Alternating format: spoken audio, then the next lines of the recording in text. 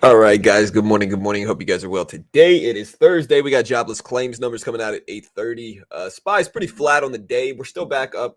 Green day yesterday. It looks like, and so slight bounce back.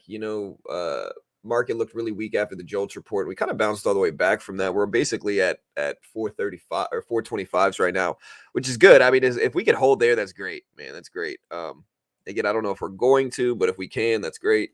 That's what we want. Again, today we have jobless claims getting released at 8:30. We're going to cover that. We got Nvidia moving up over 440s, which is again a great sign. It's something we definitely want to see.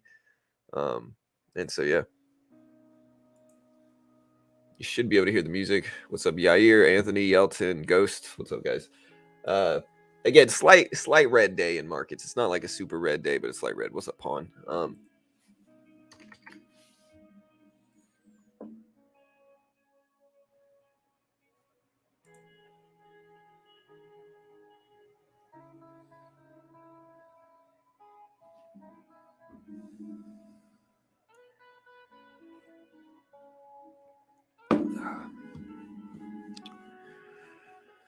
All right. What's up, Douglas? What's up, man?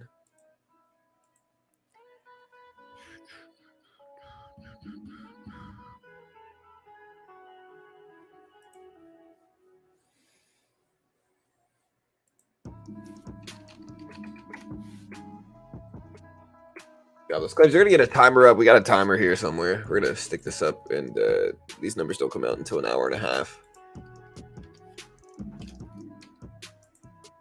So 8:30 is when jobless claims come out. We'll put that right here, maybe. And we'll put the expectations up.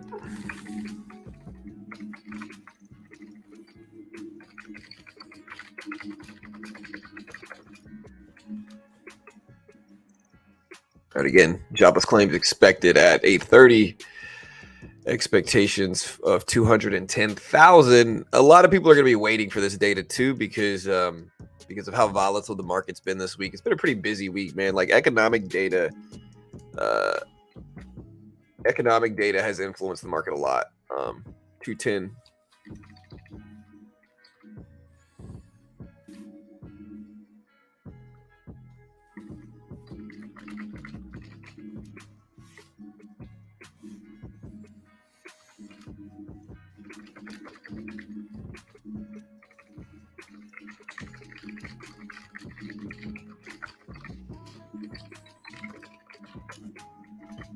All right, so again, numbers coming out at 8:30 Eastern Standard Time.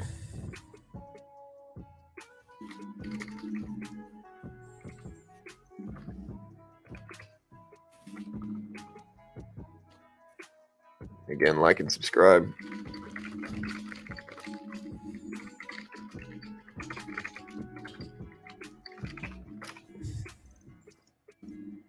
There we go. What's up, James, Polaris, Yelton? What type of work did you do before trading? I mean, I've done a little bit of everything, man. When I was really young, I would do like, I mean, I did a lot of stuff, man. I went from being like a cashier, did a little bit of landscaping, a little bit of just manual labor in general. Manual labor in general. Once I stopped doing that, I then moved on to bartending. And then from there, I went from bartending to I was like an analyst. I was a manager for employee benefits. And then I went to, and then I taught myself to program and code. And then I started doing that and then trading. And then got my real estate license as well. So, we've done a lot of different stuff. Like currently I have my real estate license. I do a little bit of programming work and I trade and I make money from this YouTube channel as well. So we do a little bit of everything, but you just got to figure out what you like doing, Like I loved trading. Again, I talked about it before, but like the only thing you're really going to be like resilient enough to keep plugging away at day in and day out is something that you're truly interested and passionate about. If you're not passionate about it, you're just not going to plug away at it. Like you're going to get discouraged, you're going to give up. But if you're truly interested in it, then then it'll be easier to focus on building. What's up, JP? What's up, DD? What's up, Cryptic? Yeah, thanks, guys. Anthony. I'm in a serious bad streak of days in the last 2 months, but I consolidated kind of. I mean, I've had a red day the last few days as well, so like my day's been red the last couple of days too. It's been a small. Yesterday was basically break even, if I remember it right. And in my actual funded account, that is, like yesterday was basically break even. I don't think I lost much. I just didn't have good results, and so I kind of stopped.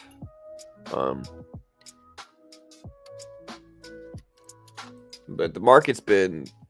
Yesterday it wasn't too bad, but slight red day. You can see the SPY is slightly green. Like the SPY, here's the previous closing price. Actually, technically the SPY is slightly red right now.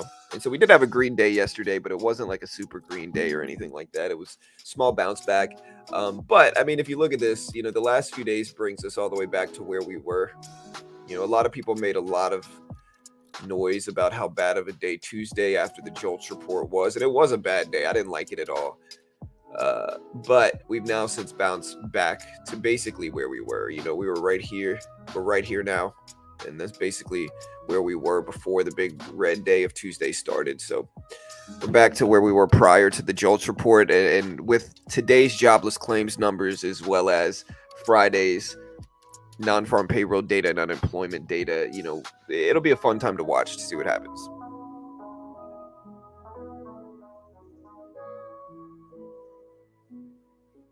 Hey, nice, Stacy. Live from Philly. Let's go Fighting Phillies. Boo, Keith. Boo. No, I'm just joking. I like Bryce Harper. Bryce Harper's nice, man. I like him. He's a good player. I've always been a fan of Bryce. The rest of your team, I think y'all need a new.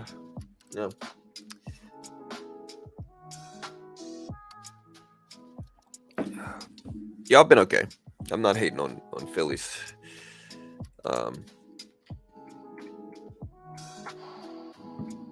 Astros don't play again until Saturday, and so who won the game?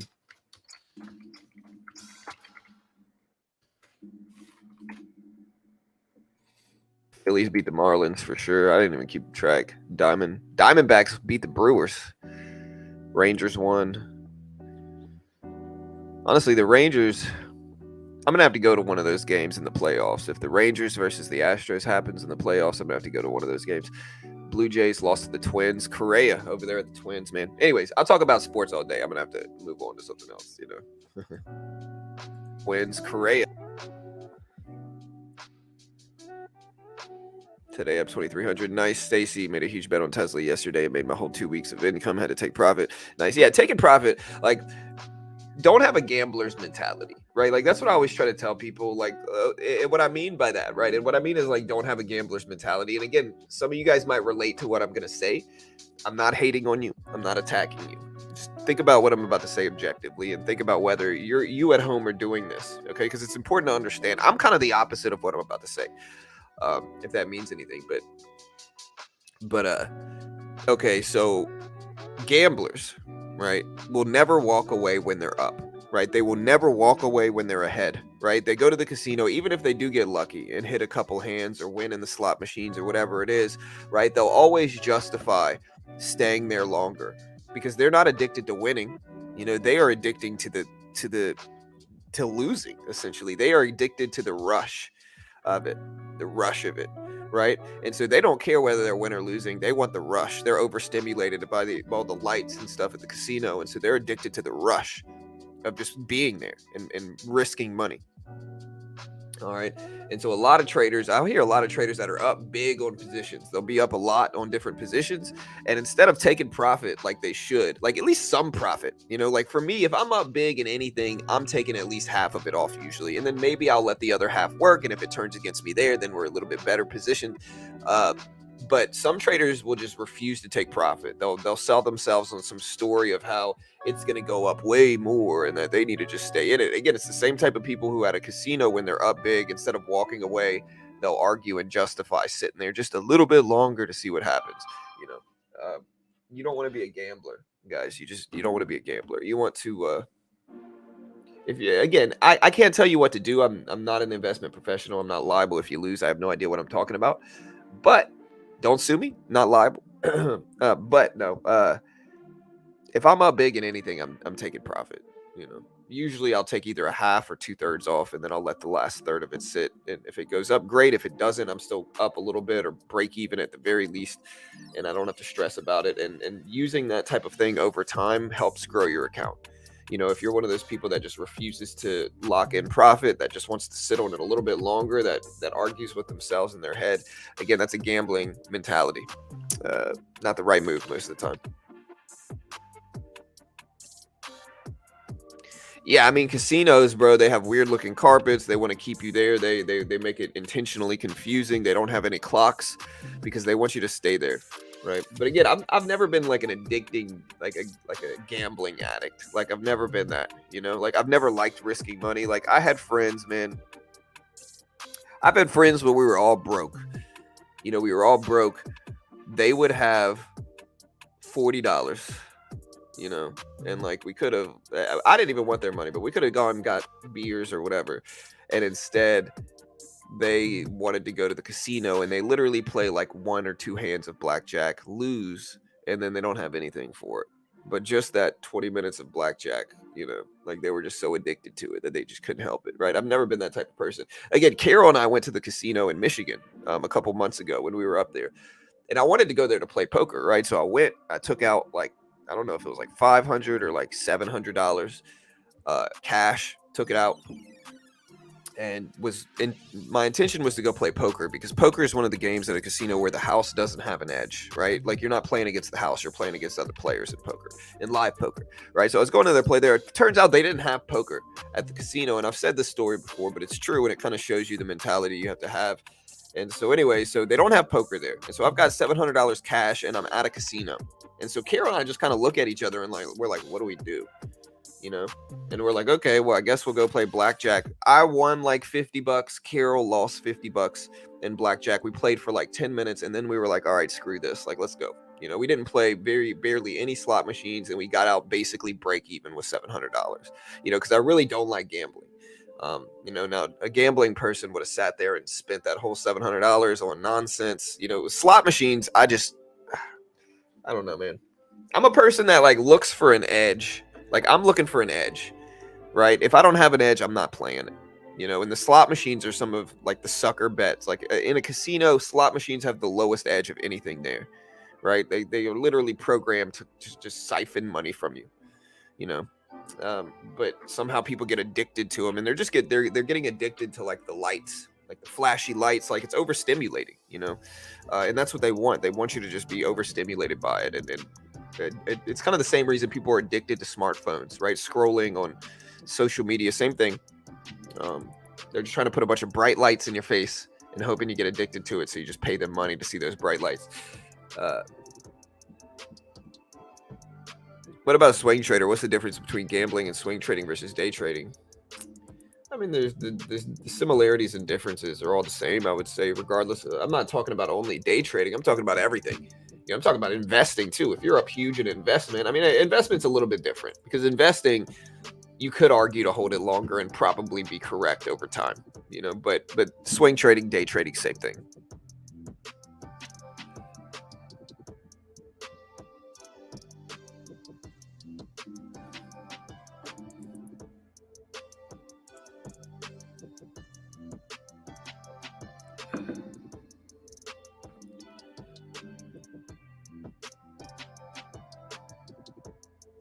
Definitely have had that mentality, but went from being a gambler. Yeah. I mean, again, I can't judge. I mean, I get it.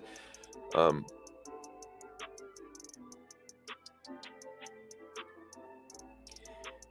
yeah, I think like one of the most important mentalities to have in trading is account preservation. You know, a lot of people go into trading, right? And then like when in my actual accounts, like my Top Step account, right? I'm pretty green on it. We run like 70% daily accuracy, like 3-to-1 win-loss ratio. Like pretty good stats in my funded account on Top Step, right? The way I trade that specific account. Now, I might trade other accounts differently, and I'm probably about to withdraw soon on that account. But the way I trade that specific account is purely with an account preservation mindset in mind, right? And I think that's what you got to do. I think once you get funded, you got to scale down your size and just play account preservation. And so again, if I'm trading that account, instead of looking to hit a home run and make it big, I'm just trying to protect it. So if I can make a little cushion, fine, I'm allowed to take more risk. If I lose on that trade, a lot of the time I'm done. Like yesterday, that's what happened. I built up a cushion, swung a little bit in the funded account, lost, and then said, okay, I'm done. And so conditioning yourself to be able to step away is incredibly important. It's the most important thing. Like, because bad days are going to happen, bad trades are going to happen, mistakes are going to happen, frustration is going to happen. And so if you're unable to say, hey, look, like, I'm not going to trade anymore today, you're never going to be able to be profitable, because there's always going to be those bad days that just kind of flips a switch in your head. And you got to be able to say, hey, look, it's time to step away. I don't need to trade anymore today. That's an important mindset to have. Good morning, John. I realized a pattern of me having more losing days in this Fed CPI period. Is that normal? I mean, what do you mean, Rod? So CPI drops monthly. So it drops every month, right? FOMC drops every 6 weeks, but then the FOMC minutes report drops after that. So it's like there's always something coming out for the most part. Oh yeah, for sure. My win weight's definitely over that. Like, look, I think I showed people this. Let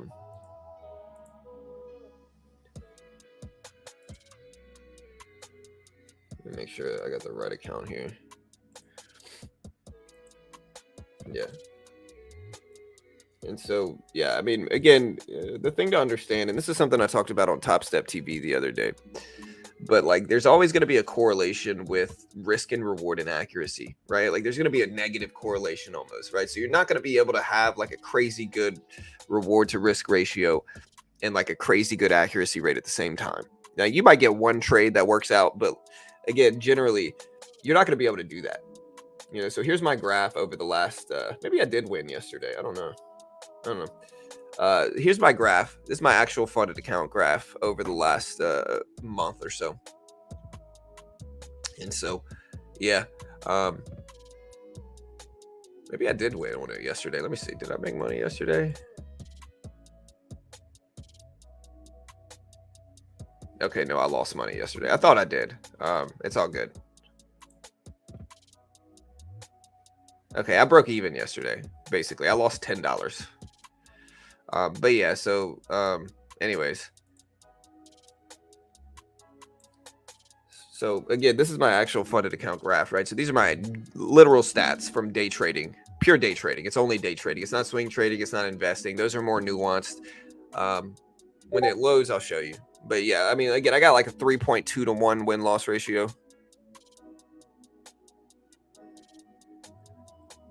Dude, you are gambling every day. Trading is just a fancy word for being addicted to gambling and calling it trading. Just say it how it is. Spoken like a true gambler. No, it's all good. Again, it depends on how you look at it. Again, this is my actual stats, right? And so I think when you have an edge, it depends on what you define gambling as. It's subjective, I guess, to a certain extent. Like, if you define gambling as just risking money, then like we gamble every day at everything. We gamble every day going to school. We gamble every day doing all these other things, right? So it depends on what you're defining gambling as. If your definition of gambling is risking money with unfavorable odds, well, again, then it depends on the trader, But yeah, it depends on what you define gambling as. Whether it's just purely risking money, which is, again, we're risking, money every day at everything, investing, everything. If you define it risking money with unfavorable odds, again, it depends on the trader.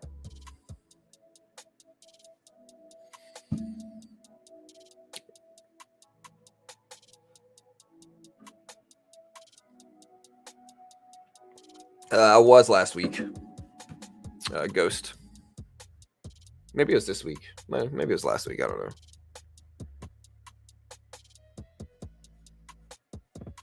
Yeah.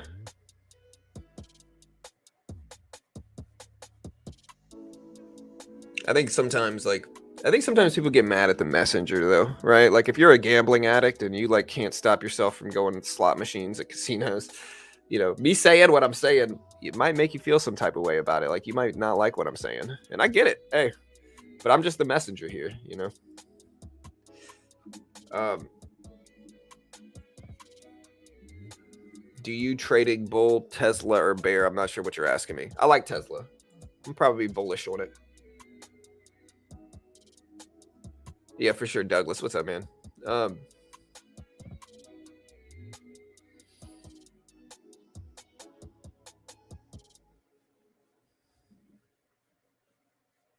don't know. I call everybody dude. Yeah, I'm a poker player, so like poker's different, man. People that don't understand poker might not really recognize it. Now there is a gambling aspect to it for sure. You're definitely risking money, and if you, it depends on what you define gambling as. Again, there's variance in everything, right? Especially poker, there's variance. You're gonna have good variance, bad variance, but when you zoom out, if you're a good poker player, you're gonna make money over longer periods of time if you have an edge. So short-term variance is obviously there, but the more you zoom out, the longer term you look at it, if you're a winning player, you're going to make money. And it's the same thing in trading.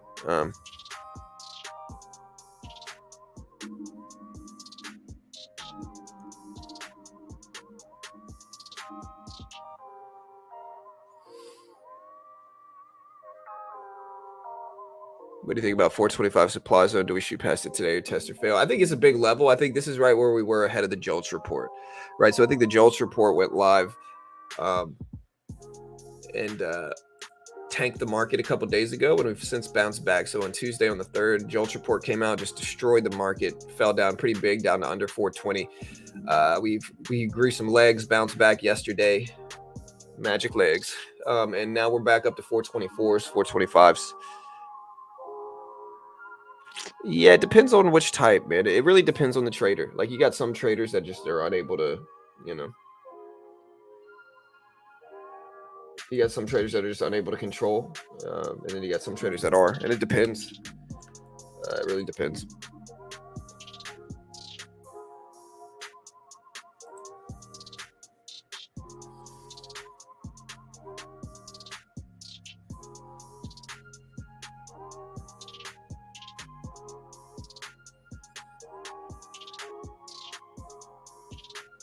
Discipline. Yeah.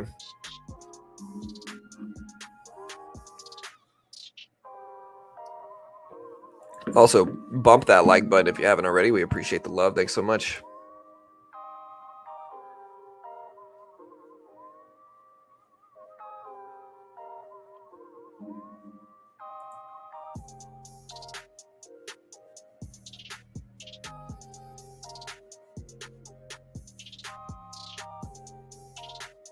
You get paid based on good decision and not hours into the market. Sometimes, but again, there is variance. Like this is what I was trying to say too. Like there's variance in everything. There's definitely variance in the market. Like poker and trading are very similar in that poker, for instance, right? Like you might do everything correctly and still lose, So like you might have pocket aces and somebody might call you with 2-3 offsuit,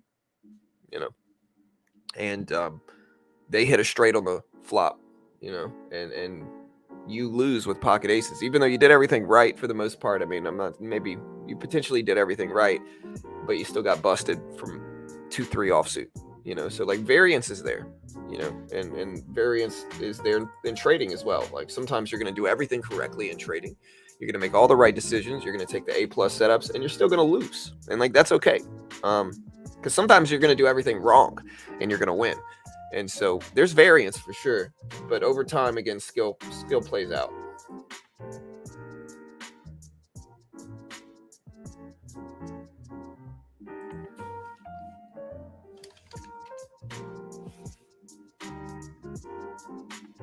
Han Brands, food you love, never heard of it. I mean, looks like a mid cap. Terrible long-term trend though. If we look at this, here's the trend. Nvidia is still moving up, but I think Nvidia is helping the market some today too. But I mean, here's the yearly chart. It's a pretty bad chart. Put up a weekly chart. Weekly chart's a little bit better.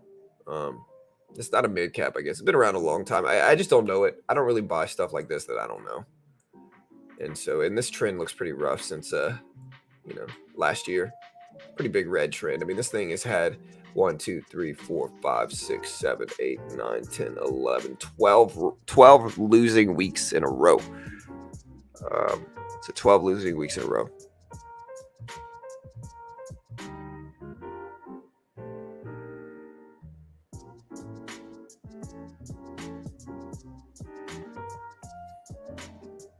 So again, I don't know if I necessarily trust this one, to be honest.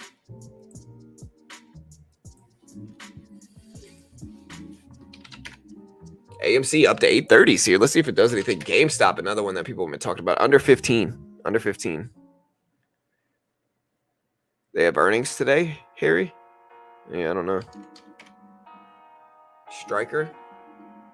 Large, more expensive company. Again, I look at long-term trends, though. This long-term trend is really not that bad. This is a pretty new company. It's only been around since 2018. And so the trend is great. I mean, this looks like a good trend. I don't know what this company does, but the trend looks solid. The only problem is it's young. It's a young company. And so, trend looks good, but it's a little bit, I'm not going to invest in it. I'll put it that way. Maybe I would swing trade it. But again, I'm not telling you to do it. I have no idea what it's going to do. Okay, gotcha. CAGS results. Okay. Again, look at stocks. Look at Nvidia. Again, Nvidia back up to 443s, dragging the Q back up with it. Here's the Nasdaq. Nasdaq bounced right at that 200 EMA volume weighted average price level.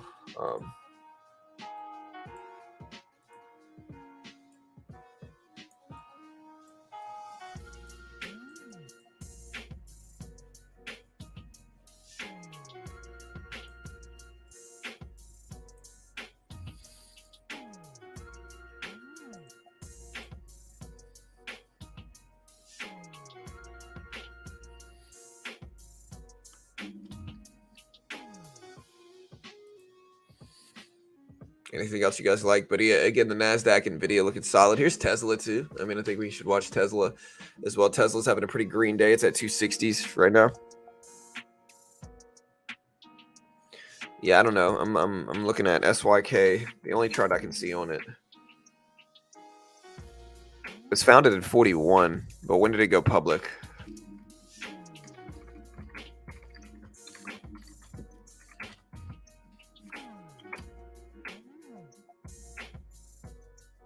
Apparently, it's a dividend-paying stock. Again, I just don't know much about it.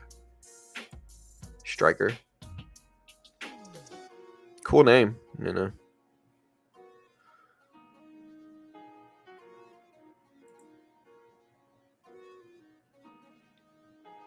PE ratio is about 37, 38 right now. Market cap's about 100 bill, about 101 billion.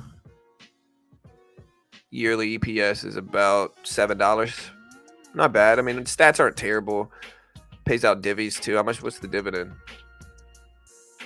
Problem again is it's a new it's not a new company, but it's relatively new to IPO.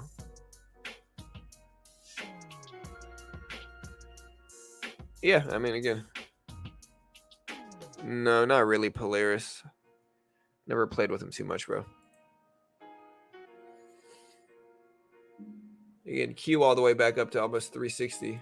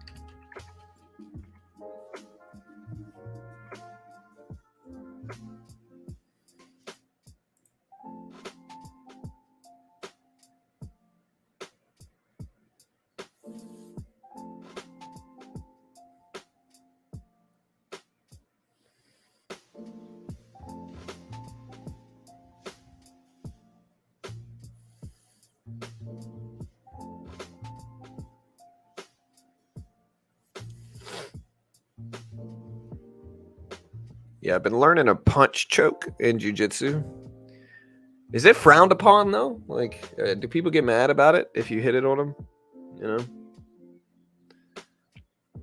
I know we don't probably have a lot of people here, but it's kind of like an Ezekiel, but with your fist instead of like a chop. You use a fist instead. That's why they call it a punch choke.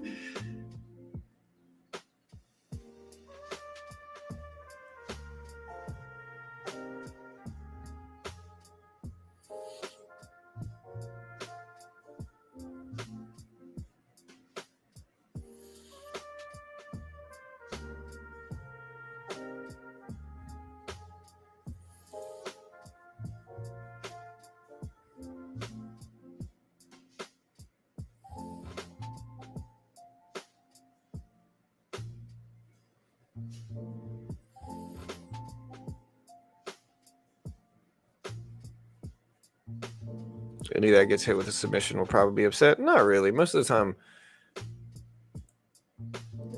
I get subbed, I say good job, you know.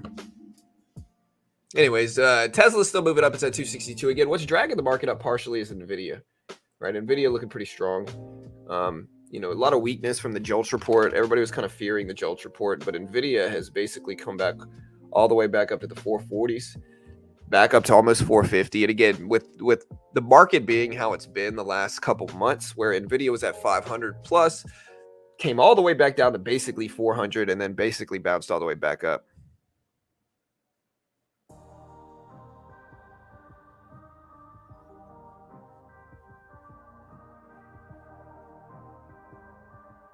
What do you mean, Randy?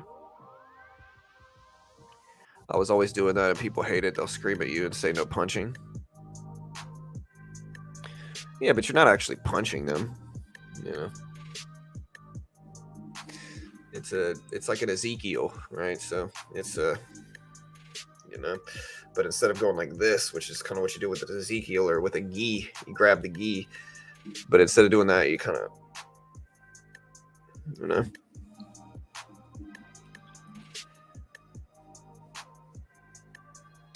I don't know. I was kind of doing some private lessons with the instructor, and he taught me it. And so people can't get mad. They get mad at me. I'm going to be like, yo, look, the instructor taught me this. Don't get mad. What do you think about TSLY paying over 50% dividends last month? It was paying up to 70%. I'm assuming it's dropping drastically, though, Lewis, right? Anything that's paying that big of divvies is probably going to be falling down. Yeah, I mean, on the year. Oh, this is Tesla option income. Yeah, I mean, a weekly chart, it's down, you know, which is kind of what. It's kind of weird, though. I mean, in what way is it paying 50% dividend? Explain that, Lewis, if you can. It's a Tidal ETF Trust 2 Yield Max Tesla option income. It's a big name, man. I don't know what that is.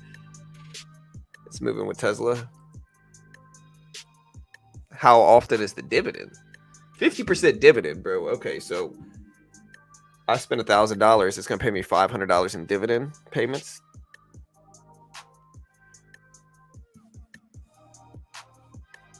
Yeah, I don't know. Some people get mad. Cow, for sure. Some people get mad. Again, like I was training with this dude who, when I first started, just absolutely destroyed me. And he knew I was new, right? And so a couple weeks ago, I saw him again, and he was like, hey, you going to roll with me? And I was like, yeah, sure, man. I even joked around. I was like, hey, man, I'm kind of scared of you, dude, because the last time, like, you just completely destroyed me, man. And it was rough, dude. He did, like, all these crazy stuff, right? But so anyways, we go to roll with him again. And, like, I've kind of, like I said, I've talked about this before. Look at the Q rip up. Look at the NASDAQ rip up. So the NASDAQ is ripping up big. SPY's not moving up as much. This is mostly tech. So NASDAQ pushing up a lot. Tech. This is tech mostly. So again, the SPY is not moving up as much. SPY is still technically like break even, slightly red, slightly green on the day now. The NASDAQ is noticeably up over the previous closing price. So this looks a lot better. It pays monthly. It's risky based on options.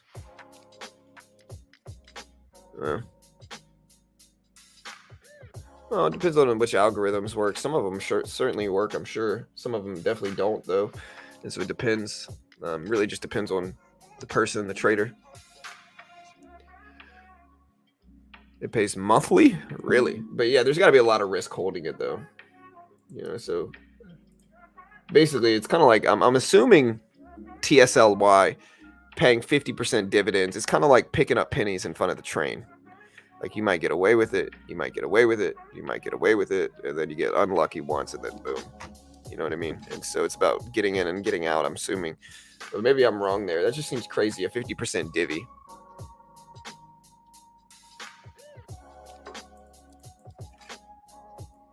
But yeah, my point is some people definitely get mad. Anyway, so I was rolling with this dude that beat me up last time. We rolled, like just kind of destroyed me, tapped me out like 5 times or whatever. So I was rolling with him again. And again, I kind of developed this strategy since I'm mostly like a guillotine person. Like I guillotine people a lot. That's like my favorite sub. And so I kind of stand and stall until they get impatient and like rush in and try to grab my leg. And then I sink in the guillotine, lock it up, and tap him out real quick. And that's exactly what I did to this dude. He got impatient. He went for a single leg, and I jumped on his neck and tapped him out. He was noticeably frustrated and just kind of angry afterwards. And afterwards, he just destroyed me. He tapped me out. So I think he was going a little bit easy on me, to be honest. And then afterwards, he was like, okay, like no more easy on you. But yeah, point is, some people get mad though, for sure. Does it follow Tesla? Yeah, that's what I'm looking at. TSLY is like, look at this thing. So they're saying this thing pays 50% dividends. I just have a hard time putting money in it. Like TSLY. It's a good investment. Those that are into it know. Right, for sure. I'm sure it's good right now. But again, the problem is I see it's a Tesla option ETF, right? Again, that seems risky to me. TSLY stock, yield max Tesla option income strategy. Let's see if we can figure out more. Okay. The fund seeks current income as its primary objective. So basically dividends is its primary. Where's more details? The fund's secondary investment objective is to seek exposure to the share price of the common stock of Tesla, subject to a limit on potential investment gains. The fund will seek to employ its investment strategy as it relates to Tesla. Income distribution about 677 divvy. And so year to date, it has paid out basically 50% of where it's at now. It paid out almost $7 per share. It is currently at about 14.30s or so. So interesting. I mean, again, let me look this up.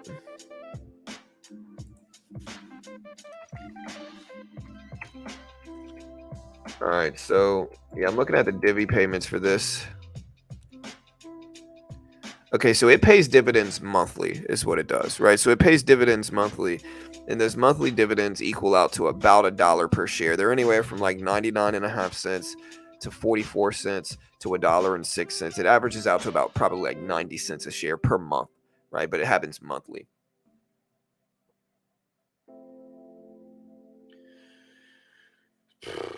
I mean, I could buy a little bit, but what's the risk here?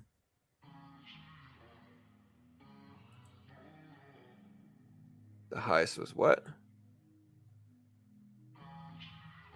69%. Yeah.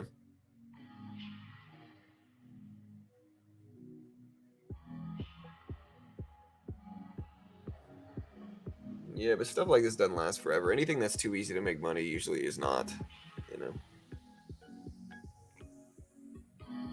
Is it a qualified divvy?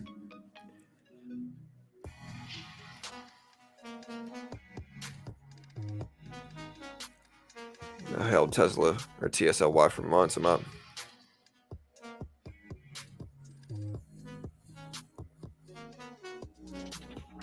I don't know. I don't think when you're relaxed you hit harder. I think aggression is good sometimes, but in jiu-jitsu, in context of jiu-jitsu, you just burn out really quick. And so if you don't breathe and stay calm, you're going to be tired in like a minute, and then they're just going to do whatever, you know. SPY up to 425s.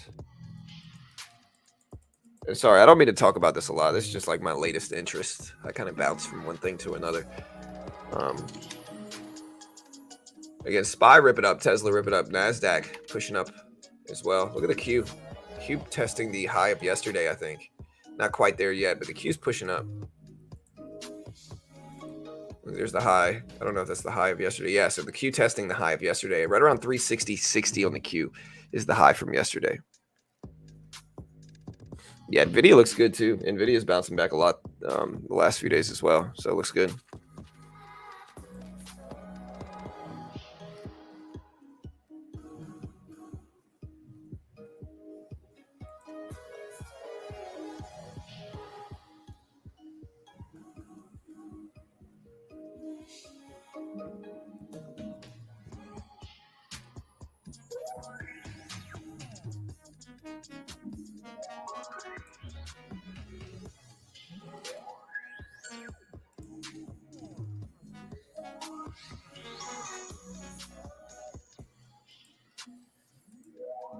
Q ripping up, Tesla ripping up again, NVIDIA.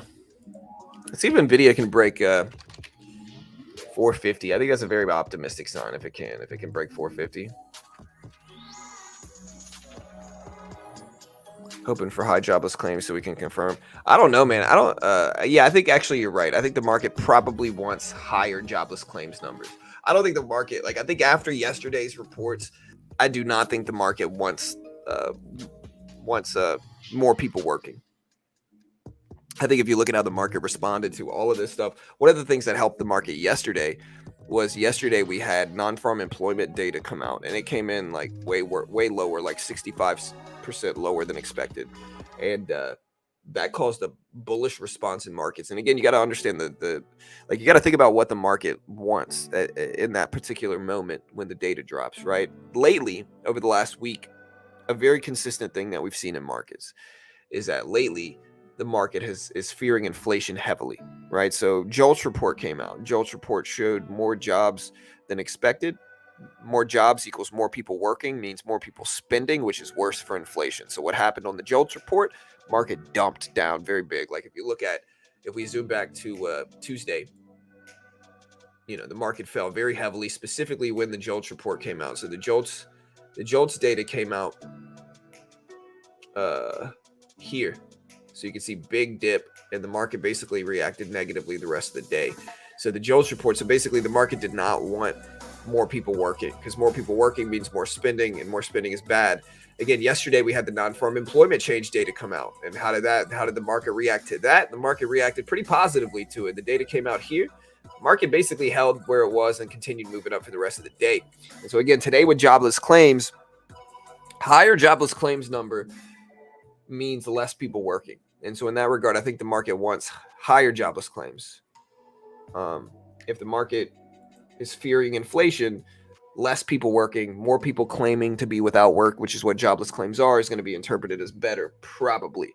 But again, it's never a for sure thing. We don't really know exactly how the market's going to respond, but we do know the market fears inflation right now, and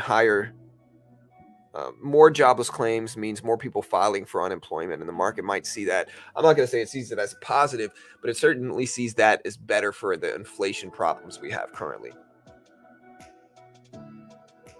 Right, exactly, Victor. That's what I'm saying.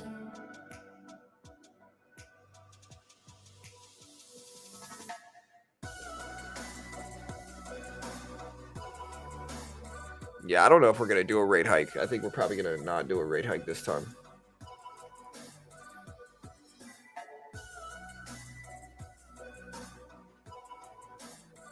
Yeah, JOLTS report just slammed the market, man, heavy too. The JOLTS report just tanked the market for sure. So surprising how much nobody thought that was going to impact the market like that, but the JOLTS report just dumped the market for sure. Just, caused chaos.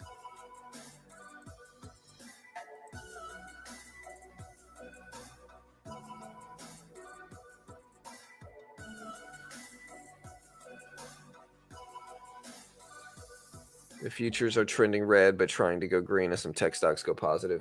Yeah, I mean, again, the NASDAQ, which is the Q, a little bit more. So there's the S&P 500, broad market ETFs, right?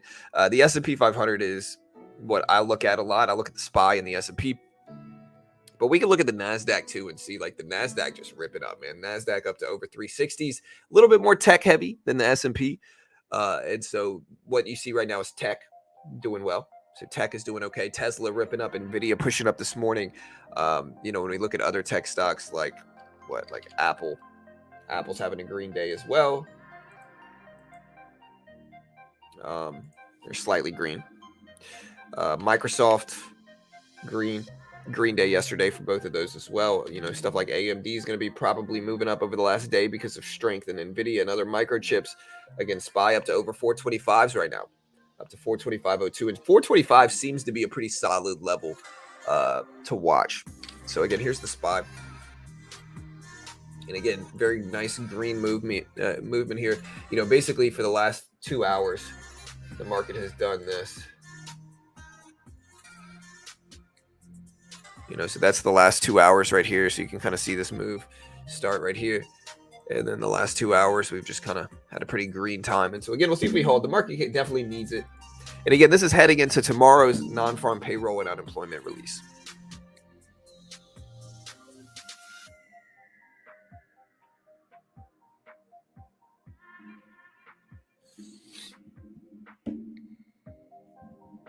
Again, bump that like button, guys. Hit the notification bell. We appreciate it. We got 80 likes. We can break that. Oh, I didn't even do a poll yet. My bad, guys. Let's do it. Hold on. Well, jobless claims. Well, higher jobless claims. Cause a bullish or bearish reaction. Bull, bear. I don't know. 2 options. Or we'll say bullish, bearish. And I don't know.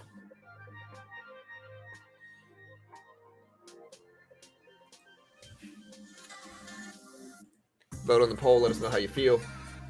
Again, SPY looking good. Dixie looking weak. Yeah, the dollar index is going to be dropping right now because the market's pushing up, right? And the dollar index and the market are going to have an inverse correlation with each other most of the time. Not always.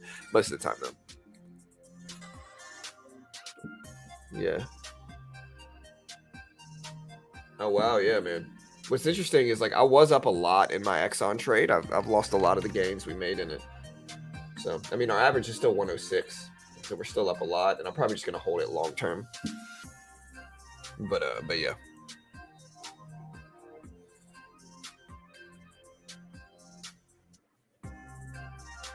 When's the next divvy payment for some of these, man? I got to look up some of these, dude. I'm holding these for a while. Anyway.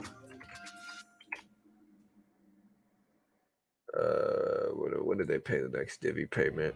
It's going to be November. Okay, gotcha. Do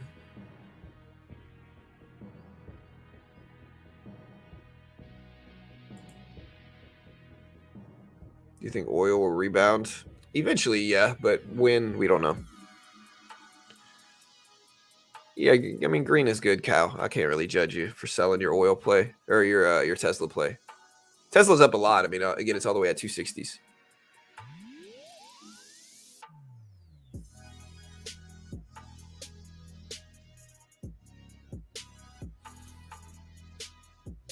Market's looking a little bit better, though.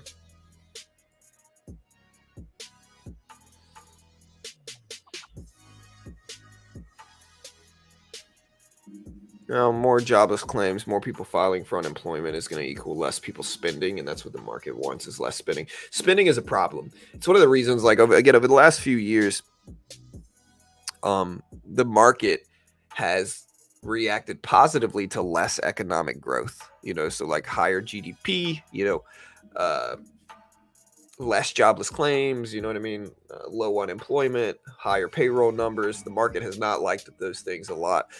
And again, we'll see what the market's fearing today and tomorrow with jobless claims and with Friday's payroll numbers. The payroll numbers will be really interesting because, tomorrow non-farm payrolls come out. If the market is still in that mindset where it fears economic growth, it might react negatively to higher payroll numbers tomorrow, right? And if we look at the payroll numbers, they're slated to come in at tomorrow. They're slated to come in at 170K. And again, if the prelim data shows us anything, so remember the prelim payroll numbers came out yesterday. They were 60+% lower than expected yesterday. And the market liked it. The market ripped up on that data, which is usually the non-farm payroll release or the non-farm employment change release yesterday is not typically a huge market mover. But because it was so much under expected for the non-farm employment change, it was 65% lower than expected. The market loved it because, again, it just means less spending, right? Spending's bad. And that's the lens you got to look at the market under right now is spending. Spending is bad. Anything that means more spending is going to be seen as a negative in market terms. And anything that means less spending is going to be seen as a positive in market terms. At least it has been for the last week or two.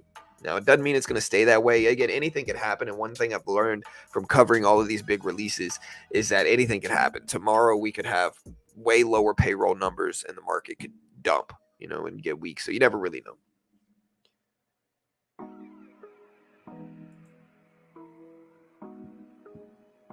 Good morning, all. Tesla pushed the market today. Maybe NVIDIA bullish on lower payrolls. Maybe. Rivian. Where's Rivian at? Rivian's interesting. I see a lot of Rivians in my area. Rivian might be one of those stocks. Like Rivian's one of those mid-cap stocks that I think has the potential to be big. I just think it's really early. But Rivian's down a lot. Why are they down so much? There's some type of catalyst. This is definitely catalyst driven for Rivian. I don't know what it is. Okay, so yeah, $1.5 billion green note offering. So they announced a debt offering alongside the company also provided preliminary print of its third quarter revenue, which fell in line with expectations. Rivian revealed its intention to raise $1.5 billion by issuing green convertible senior notes due in 2030 through a private offering. So, yeah, that tanked Rivian. Offerings are not usually seen as good because, again, you got to understand it like this, right? So, like, the way you have to look at offerings is that offerings means that the company is trying to raise money, right? So it's not typically a good sign. Like if your business is producing enough income in business, you typically don't need to raise money. You don't need to sell shares. You don't need to dilute the company. You don't need to raise money in offerings if your company's doing well outside of, in its own specific business. Your company's doing well enough. You don't need to do an offering because your company's bringing in enough money to where you don't need to hurt the stock to do so. Right. So when a company does an offering, again, don't get it twisted. It does mean that the company is struggling to bring in income. That's basically what it means. So you have multiple different types of offering. The first one is the one everybody kind of knows or should know, which is the IPO, the initial public offering, the first time you're selling shares publicly as a company. And then there's everything else is called secondary offerings like this, where, they're raising money by selling shares, essentially.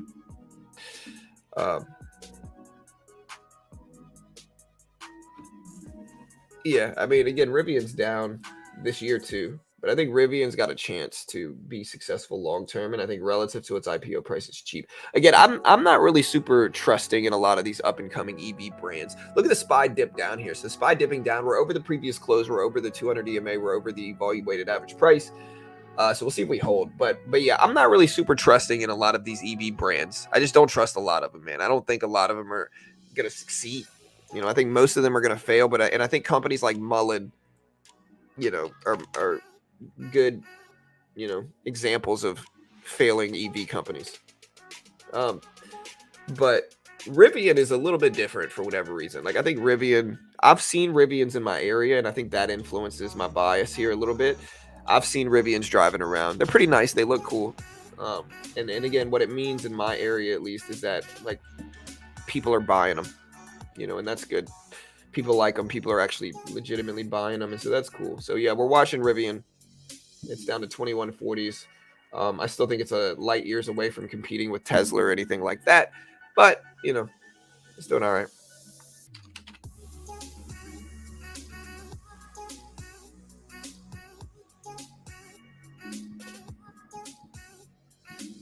Yeah, Lucids are cool, but I don't trust them.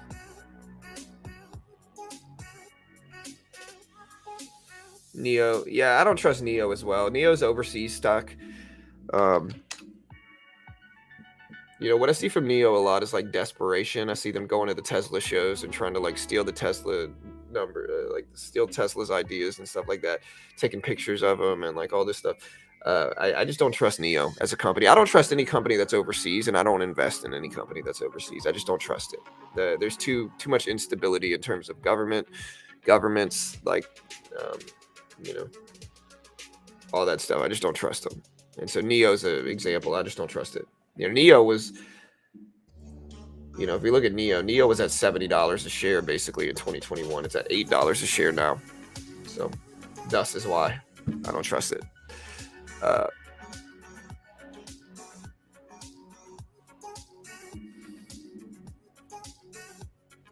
Yeah, there's a lot of up-and-coming EV brands. Not a lot of them are actually going to survive as companies, All right, guys. Whew. Part of me wants to buy this dip. Should I? I think I will. Probably going to have to cut it before.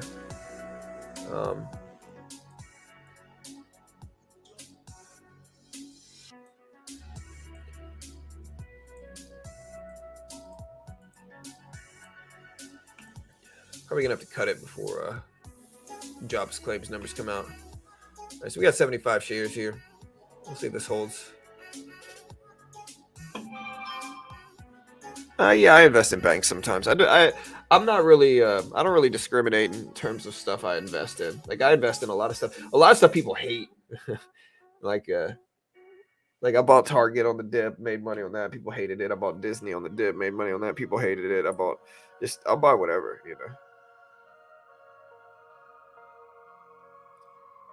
I look for extension on the downside.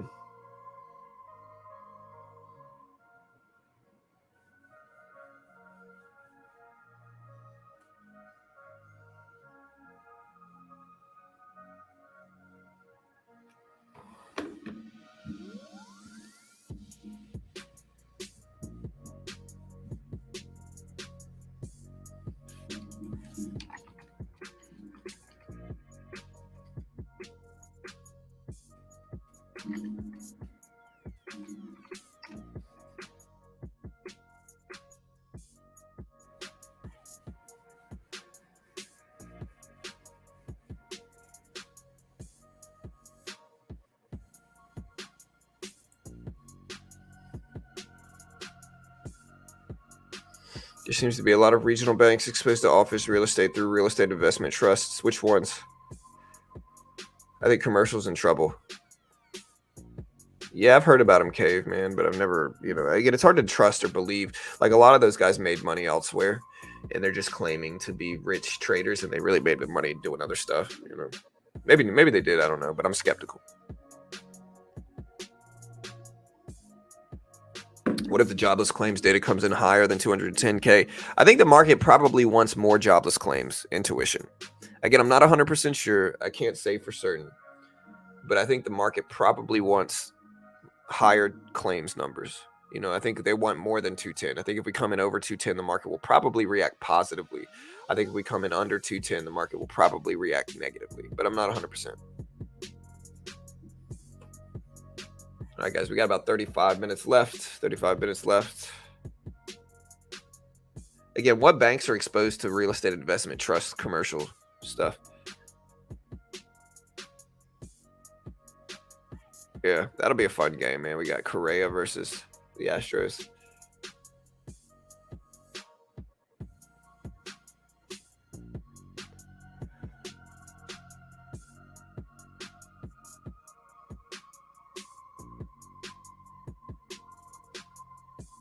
Yeah. All right, so again, we call this little bounce on the SPY. I'm gonna go ahead and lock some profit in because we can. A little scalpy. Again, I love buying dips. Like one of my favorite trading strategies. It's so simple, man. And sometimes simplicity is best.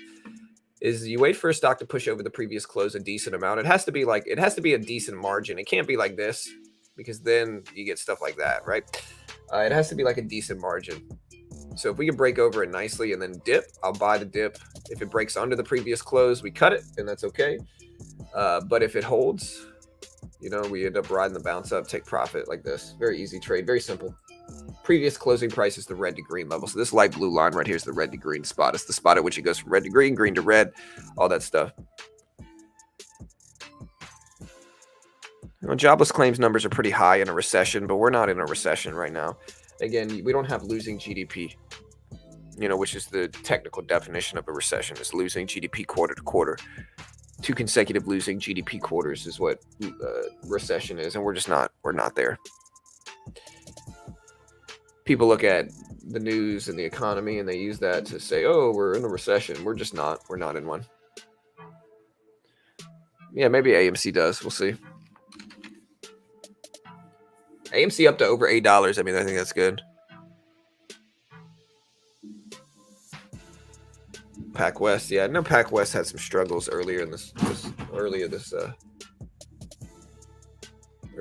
year in 20, like when the banking crisis happened. I know they had a lot of trouble.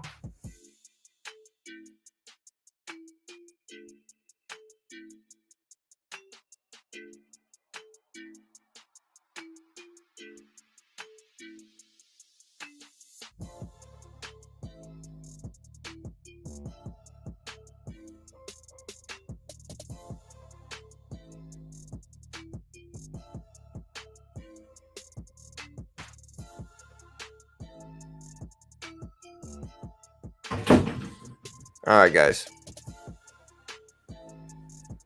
I just keep it at mostly what they set, Fred.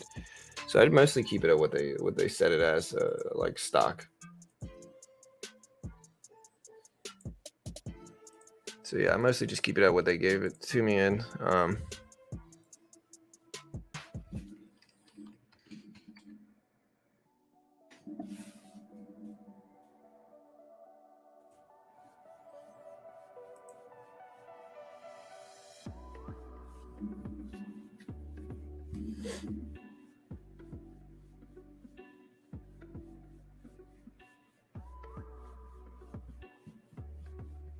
I've had more success on the 15-minute chart. Yeah, I mean, everybody's a little bit different. Some people make money in different ways.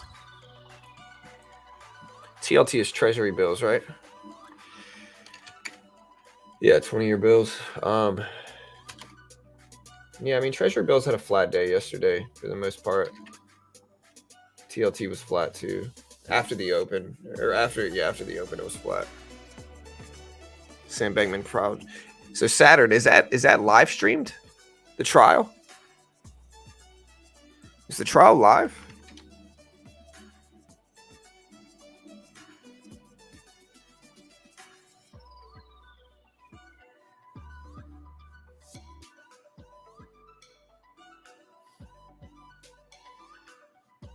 Yes, I don't know if the trial's live or not.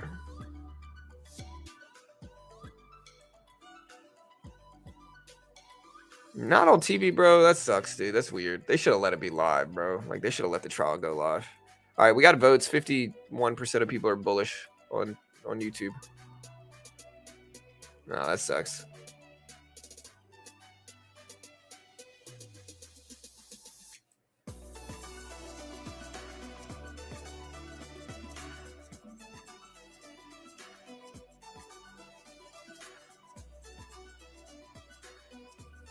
Again, SPY looking pretty good. Tesla back up to 262s. Slow September is looking over.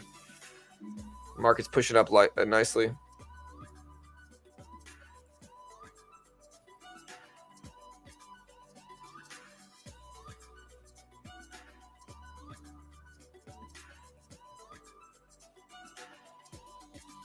Old school artist renders only. Well, that sucks, man. They're missing out, dude. Maybe they just don't want that stuff out there, but I feel like they're missing out.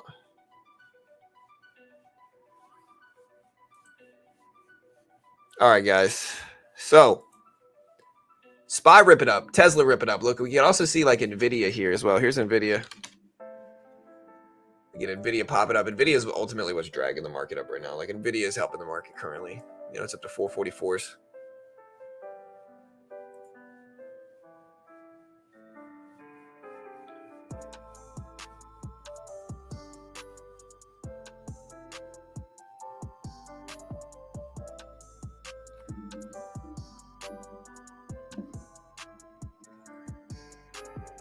Life is good when you study. Maybe.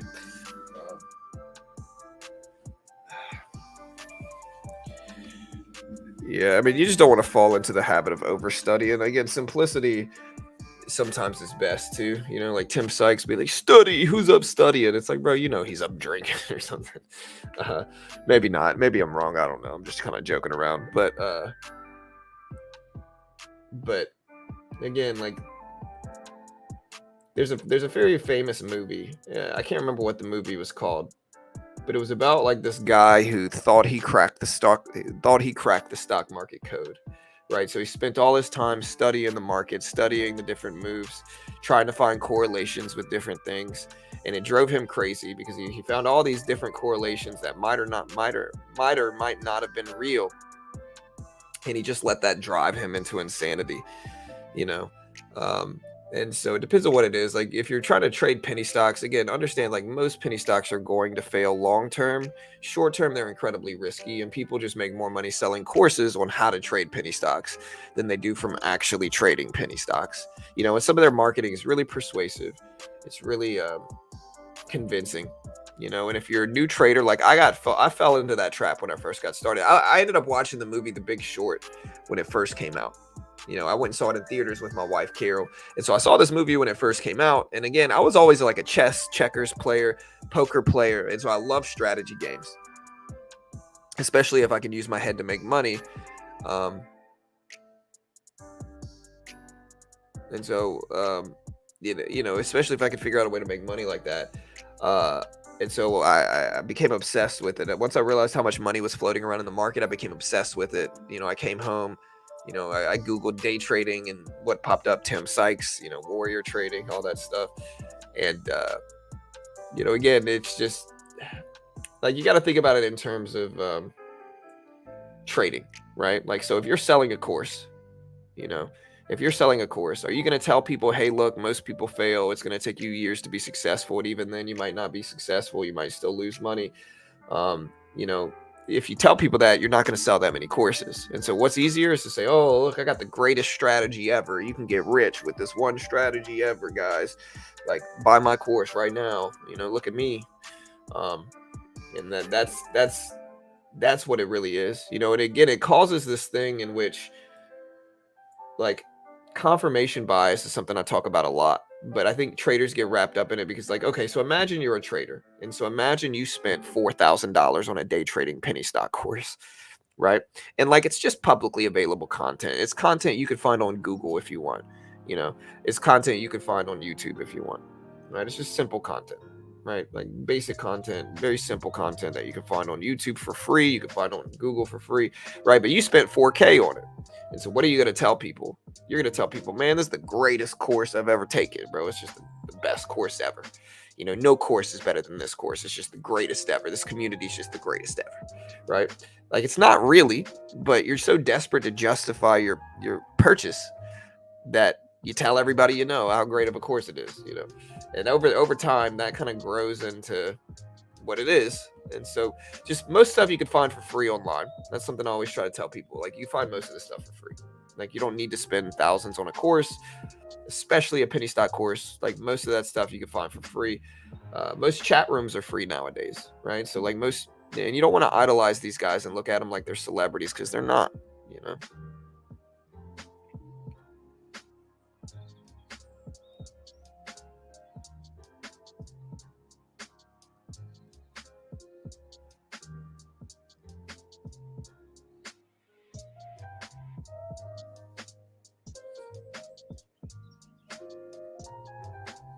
Yeah.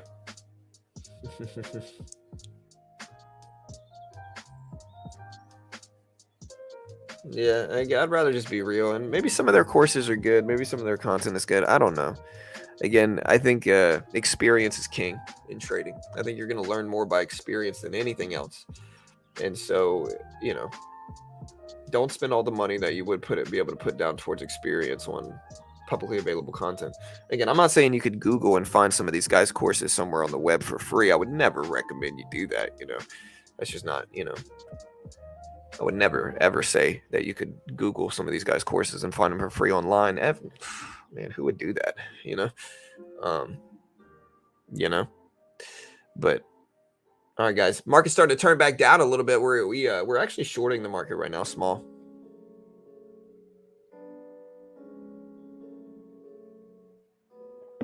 I like Tim. I mean, I think Tim's funny. And again, Tim, I watched Tim when I first got started trading. So like, I'm not against them.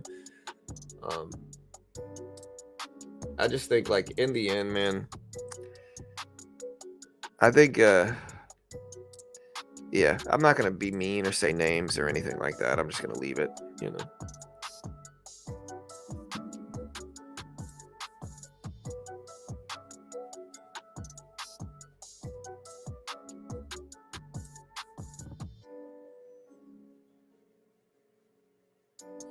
Yeah, I mean, and some of these guys, especially in the penny stock niche, right? Like some of these guys in penny stocks are just like, again, if you got 5,000 people watching you and you call out a low float penny stock to these 5,000 people, a lot of them are going to buy the stock. That's going to pump the stock up, right? So if the stock's at $2 before you call it out and you call it out to your 5,000 members and it's a low float stock, that stock might go from $2 to 230.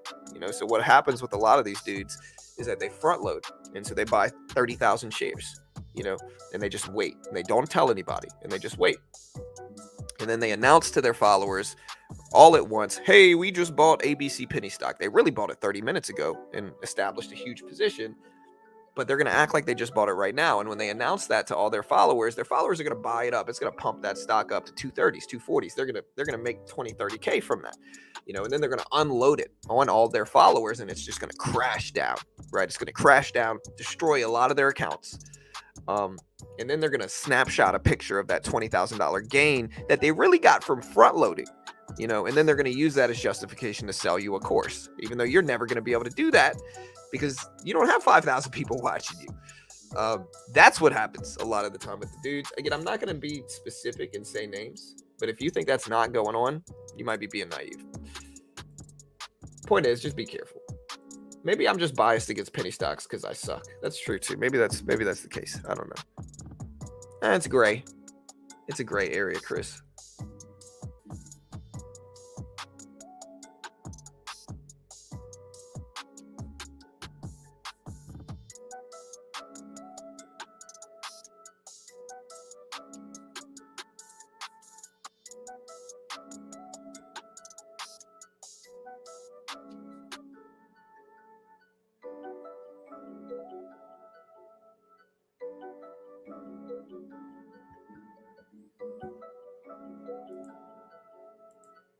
Well, there's a lot of it, to be honest.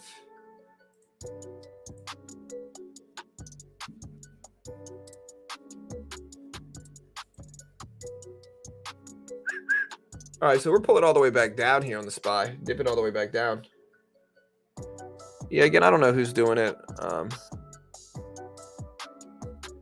You know, I'm not going to mention names. I don't know who's doing it, why they're doing it. Like, I don't know, man. I'm just telling you that's going on. And so be careful buying a course from people, man. Because, again, a lot of people, yeah, again, that's all I'll say. I'm not going to be super specific. I'm switching my headphones out. Bear with me for a second, I guess.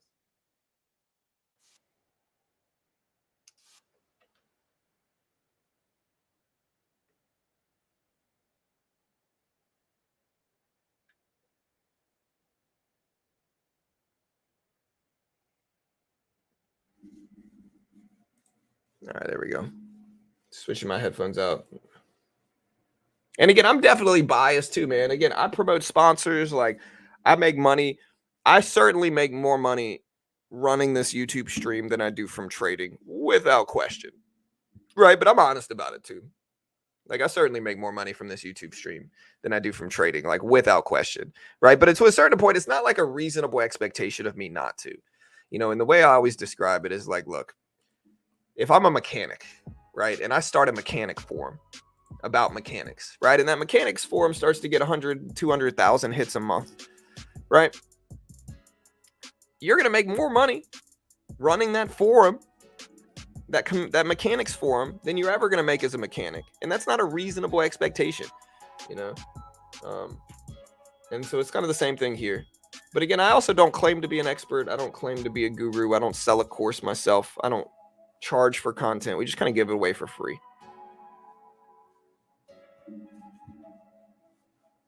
Yeah, I don't know about jobless claims, man. Again, we'll see. Expectations for today are 210,000, 210K. Again, who knows what we're going to hit? I don't know. Yeah, so again, we'll see if we hit it or not. I don't know.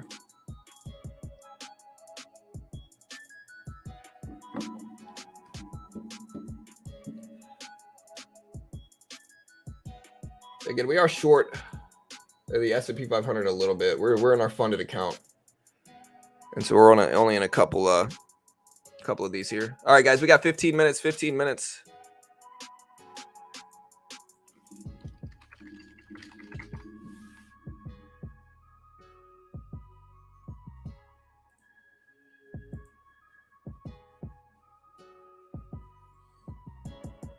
Let's get ready.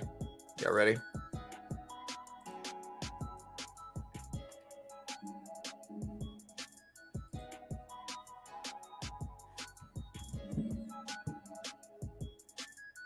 Yeah, those doctors make bank. So last jobless claims number was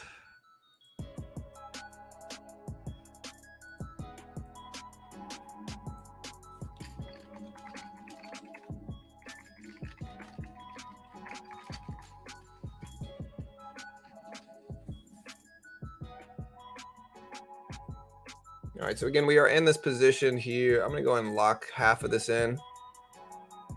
Trading the micro E-mini here, just kind of letting it work, using chart prime to guide me here.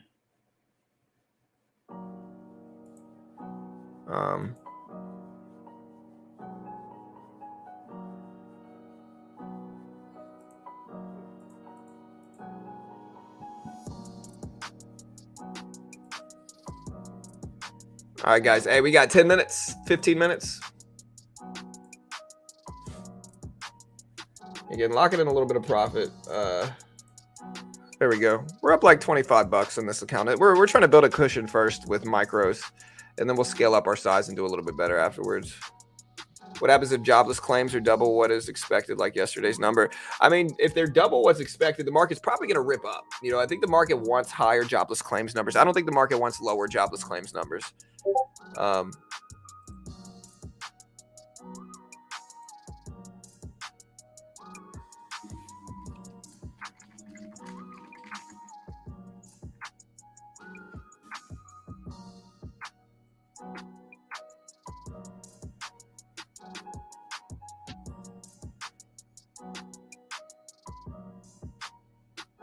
Rug pull like CPI, PPI, maybe.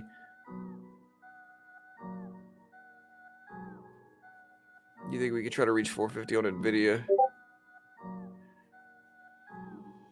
Again, we're starting to bounce back up a little bit. Look at NVIDIA back up to 443s. Again, look at the bounce right at the previous closing price.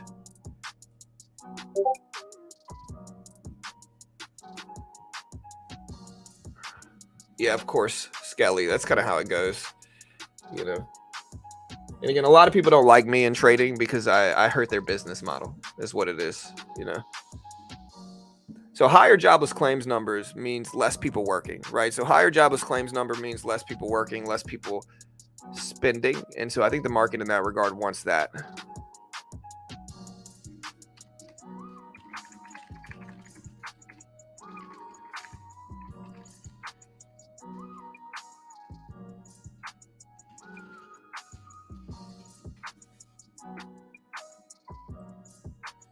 We got over 500 people here. Again, bump that like button, hit the subscribe button. We got jobless claims numbers in about 13 minutes. Fed already nudged markets to drop at FOMC, and that happened. These reports are helping make their decision not to rate hike. Need a little. I mean, maybe. I don't know. Again, the thing to understand is that today we have jobless claims. It's one of the smaller releases this week. The big release is actually tomorrow with non-farm payroll and unemployment data coming out. Non-farm payroll data and unemployment data coming out is the biggest release. It's very relevant, very important. And so, yeah, non-farm payroll and unemployment is so jobless claims drops weekly. It's a weekly report. And again, we're going to cover it, stream it live here like we always do. And so again, hit the subscribe button, hit the notification bell. We appreciate it so much. Thank you. But remember, jobless claims numbers drop today. Tomorrow, unemployment and payroll numbers drop. Bigger report, bigger release, more relevant, more important. And so be ready to pay attention and watch that. Again, hit the subscribe button. We're also going to throw it in sub only mode. So if you have not already, hit the subscribe button, guys. We definitely appreciate the love. Continue to hit the sub button, hit the notification bell. Thanks so much.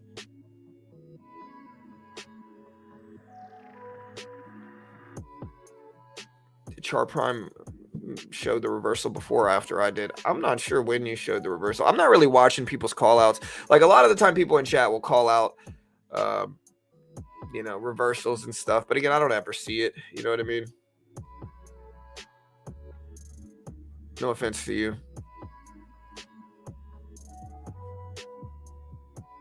There's too many people, and I'm not saying this is you, but there's too many people that like Treasury bills are dipping a little bit. The 20-year Treasury bill is dipping. Too many times the people that are calling out reversals will like call out something and then it'll be wrong and they'll just never bring it up.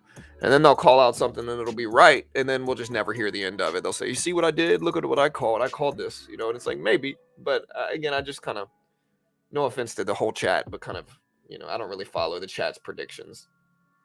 And maybe y'all are right or maybe y'all are wrong. I don't know.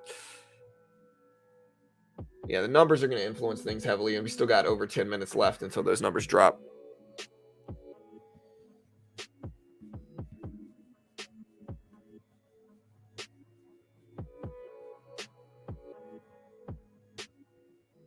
Yeah, I'm not saying it's you, Polaris. I'm just saying a lot of people do that, man. And again, think about it. Like, think about if you're me and you've run this channel for years. Like, I see so many people doing that.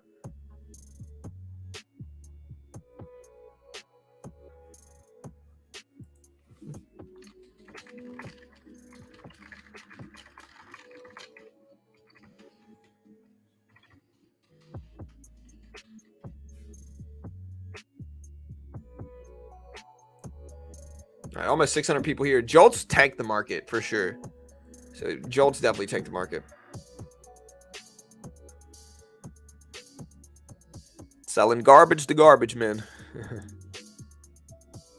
Yeah, I mean, I don't know about a recession. Again, GDP numbers are what you want to watch for recessions. And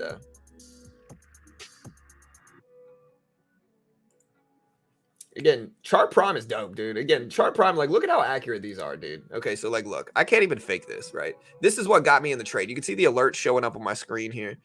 I got them on Apple, the NASDAQ. Reversal down in a bearish engulfing candle. It works so well, man. We got a nice little reversal. That's the trade I just got into.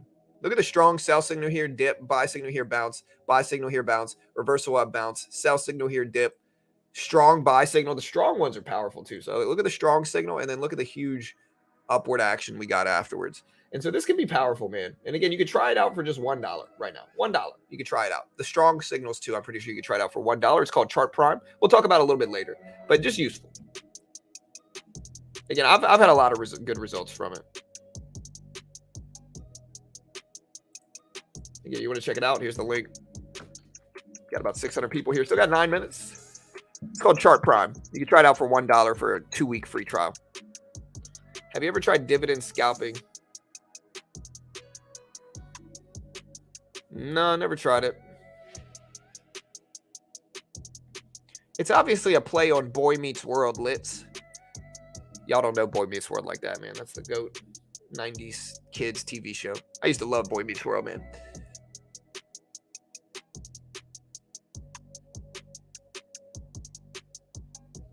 So you can try it out for $1. I think the fee is like $60 a month. It might be more than that. I would check. Mr. Feedy.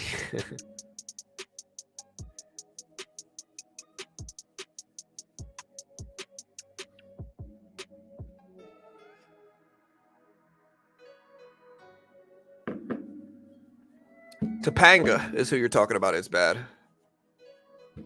Yes, that's correct. So it is a monthly subscription. All right, guys. Hey, we got 7.5 minutes. 7.5 minutes. Again, bump the like button, hit the notification bell. We appreciate it. Let's see what Jobless Claim shows us today. Again, NVIDIA bouncing back up. I'm definitely seeing more volume in both viewers as well as like numbers and reactions as well versus September. September sucked, man. Just boring.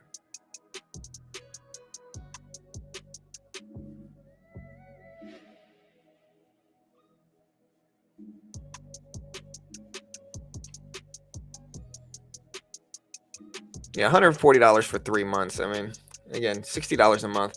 I guess it's all relative to the person. Some people are going to think $60 is high. I don't think it is at all based off of what you're getting from it. But again, I mean, it's subjective. I've actually seen these indicators work though. So like, I can't guarantee you're going to make money. They're a sponsor of mine. I'm definitely biased, but like you can try it out for $1. If you don't like it, cancel it, you know? Again, you can try it out for 2 weeks for $1. So, I mean, again, if you don't like it, just cancel it. I'll tell you this, most people end up staying with it.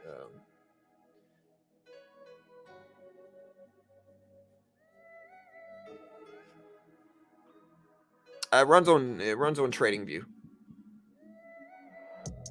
All right, guys. Hey, we got 6 minutes here. 6 minutes. A little bit. Yeah, about 6 minutes. SPY sitting right at that previous closing price, exactly flat, break even on the day. So again, here's the flat. This is the previous closing price. Look at these major levels here. So we are right around the 200 EMA, the volume weighted average price, and the previous closing price. So we are right in an area of all these big indicators showing up at once on the chart. And again, everybody's waiting for jobless claims data to come out. Will it be good or bad, green or red? You know, let me know what you guys think.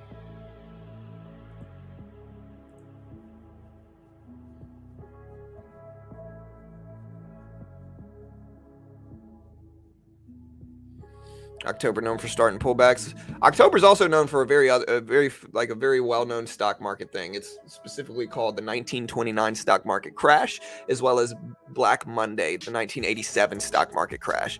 Right, those two things happened both in October, and so October is a month in which pullbacks can be halted, as well as crashes can happen in October. So just be safe. It is October. Again, it's a historical month in which most stuff crashes, or not.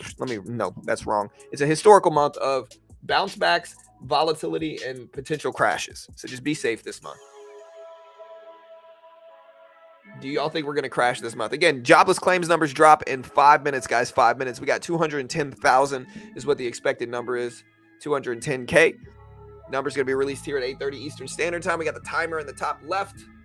We got about 4.5 minutes left.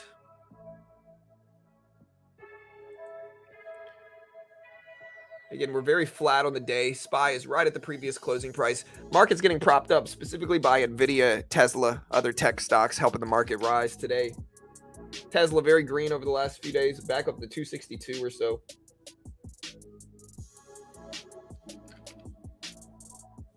AMC had a pretty good day yesterday too, back up to 830s. Apple very flat on the day. What's your guess for jobless claims, guys? What's your guess? What's your guess? Put the numbers up in chat. What's your guess? Again, we got 4 minutes. 4 minutes. Expected numbers 210. Again, remember yesterday we had the prelim payroll numbers. Those numbers came in way lower, like 65% lower than expected. That helped the market rise because market fears spending. And so less people working means less spending. That's a nuance of jobless claims today. And so it's a potential reaction of more jobless claims equaling positive reactions. Again, we don't know for sure, but remember, let me know what you're expected. 208, 175, 420. Hey, everybody's favorite number.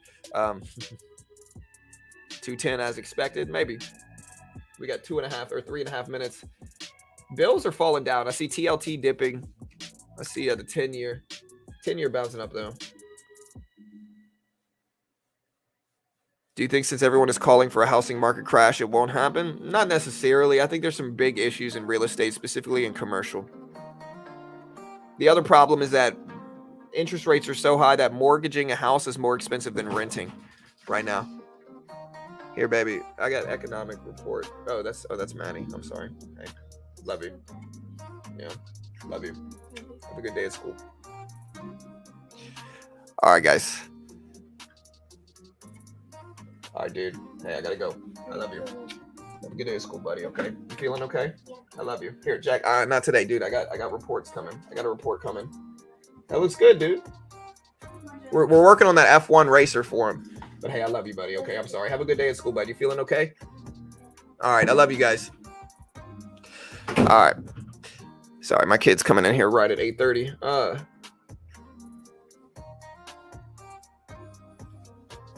We're getting more resumes now than a year ago, and less people missing or no showing to their interviews. More desperation from job seekers. Yeah, maybe. All right, 2 minutes, guys. 2 minutes.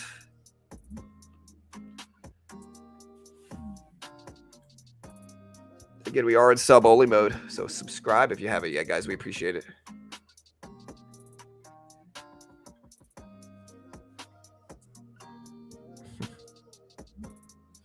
I mean, it's not the tinfoils. Commercial real estate sucks right now, man. It's just dropping drastically. And again, it makes sense why. The reason it's dropping is because people don't need to work in person anymore. They work remotely now, and that's tanking prices, commercial wise. You know, there's a lot of empty commercial buildings nowadays, and I think the future of commercial is in threat.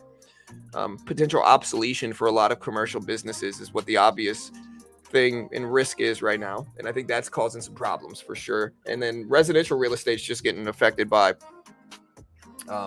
high interest rates, right? So high interest rates, you know, when renting is cheaper than mortgages, why would you pay twice as much, you know? And I think that's an issue right now too. But if you have cash, there's some deals out there too. 1 minute, guys. We got less than 1 minute now. 1 minute. Hit the subscribe button. Hit the notification bell.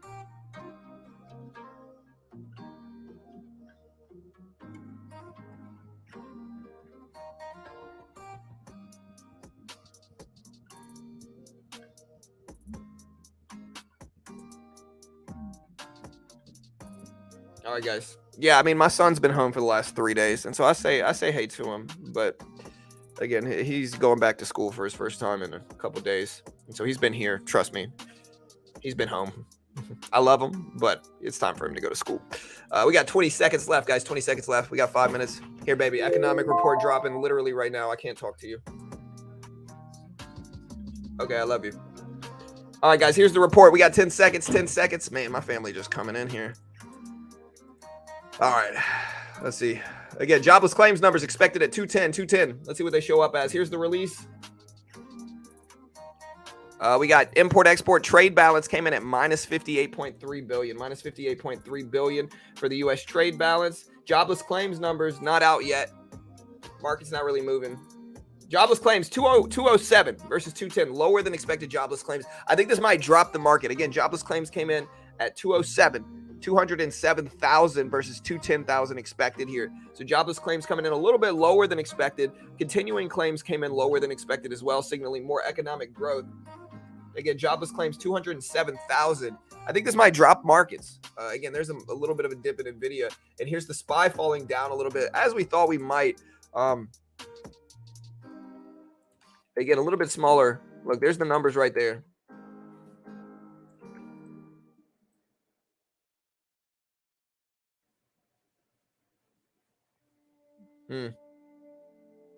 All right. So again, 207,000 versus 210 expected, 205 last time. So a little bit higher than last time. Again, market's falling down on this. I told you guys we might. Again, the market does not want higher jobless claims. This is a really interesting nuance to tomorrow. We got about 1,000 people here, guys. So, hey, hit the subscribe button. Try it one time. It might feel good. Do it now. Yeah, I mean, you were close, Stacy. It is higher than last time. But again, this is causing the market to drop. Again, understand the nuance of this, guys, which is that the market does not want more people working right now. If you look at the JOLTS report came in much higher than expected. What happened? The market tanked, right? The market does not want more people working right now. If you look at payroll numbers yesterday, payroll numbers came in 65% lower than expected, signaling less people working. What happened? The market ripped up yesterday. Again, jobless claims numbers today came in lower than expected, signaling more people working. What happened? The market fell. Okay, the market does not want more people working, and this leads into tomorrow because inflation fears are causing the market to fear spending and fear people working more. And so what that means is that with payroll numbers coming out at 8:30 tomorrow, with unemployment numbers coming out at 8:30 tomorrow, the market might not want to see higher payroll numbers. The market might not want lower unemployment. And if it does, it might react negatively to that. We're still pretty green over the last few days, and so the market's still doing okay. But again, that's the thing to understand is the market fears inflation right now. The current nuance of the market is that it fears inflation drastically. It does not want more people working. More people working means more people spending, and more spending is bad because inflation and prices are high. That's the thing to understand about it. We also had the trade balance come in lower than expected, which is good, you know. Means more exported goods, which is good. But yeah, market's fallen down a little bit on this report. Also, if you want to check out one of my sponsors, check out TopStep. TopStep is the single best way to learn day trading, in my opinion. A lot of people try to day trade penny stocks, or they try to day trade overseas brokerages, cash accounts. None of that stuff is really going to give you the freedom to day trade. The futures market will, though, and the futures market is where most pro day traders day trade. You can day trade the S&P. I can day trade the spot. I can day trade the Q, basically, and what's called the E-mini and the NASDAQ. I can day trade gold and currencies. I can day trade, again, broad market ETFs like the Dow. No PDT rule, and they move very similar to large cap stocks, but there's no PDT restrictions, and you can use these funded account programs to learn how to trade. If you don't have that much equity and you're a good trader, you can use it to get funded. What they do is they give you a demo, they test your skill. If you can hit the target on the demo without hitting the max loss, they fund you between $50K up to $150K with a 90% split, and they pay out millions every year, fund thousands of traders a year. And it's really the best of both worlds, in which the base one's $49. You get a $50K demo account. If you can pass it, you get $50K in funding with a 90% split. It's the best of both worlds. If you lose, which is most day traders lose money. If you lose, you're only out $49. If you're good enough to pass it, again, you get a lot of the rewards of putting up the money yourself with just less risk, and it makes perfect sense. We're going to day trade on them today at the opening bell, and so if you want to check it out, here's the link. Great way to help support the channel. I'm definitely biased because they pay me money, but a great way to help support the channel. There's the link in chat right there. Looking at the chat, I see some political arguments. I'm not getting into any of that stuff. I don't care about any of that stuff. I think the more you get wrapped up politically, the more gullible you ultimately are. I go by policy, not people or sides. All right, guys, get ready. Next month. Yeah, I don't know. It's an interesting time right now. Again, we had the September slump. The market is still very green on the year, though. Like, people acting like it's doom and gloom right now. Again, here's the market on the year.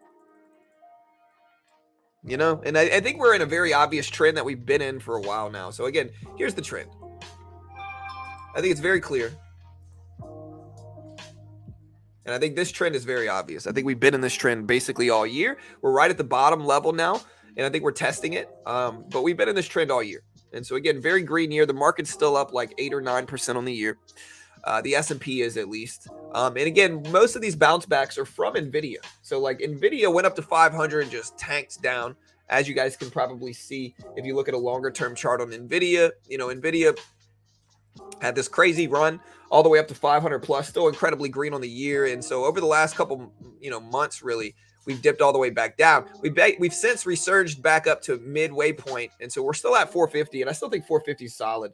We're right around 450. We're at 443 right now, I believe. Right. We also have bond yields spiking, which has been tanking the market. If you look at the 10-year Treasury index, it's moving up this morning as well, and you can see the market moving down right now too. So again, here's the 10-year yield, or here's the 10-year TNX, 10-year Treasury index. You can see it pushing up big. It's at 47.60 right now, 47.60. Again, if we look at the SPY, it's going to be doing the inverse thing, because again, these two are competitive with each other, right? You got to think about it in terms of competition for investors. Each one of these wants investors to choose them. So when bond yields are high, which means guaranteed money, bonds are guaranteed money, Treasury bonds, you're going, like, whatever they promise you, they're going to pay you. Sheesh, man, my family is just ringing up this morning. Hold on one second.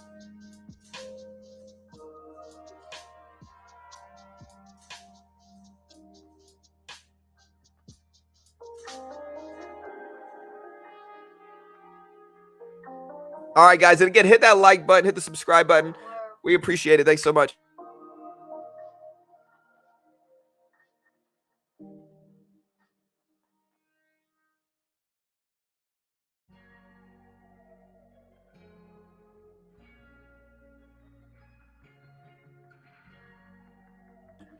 All right, guys. So again, you got to think of it in terms of competition, right? So the more traders that invest, or the more investors that buy bonds, the less they buy the S&P 500. The more investors that buy the S&P 500, the less they buy bonds, right? So a lot of the time, short term, there's an inverse correlation, but long term, they follow each other, right? That's the thing to understand. So short term, inverse correlation, negative correlation with each other. Long term, they kind of follow each other. Again, jobless claims influence the market a lot. Again, lower than expected jobless claims means more people working, more people spending, and that causes fear in markets for sure. And yeah, it's interesting. We'll see if we'll see what we get here, but it's super interesting.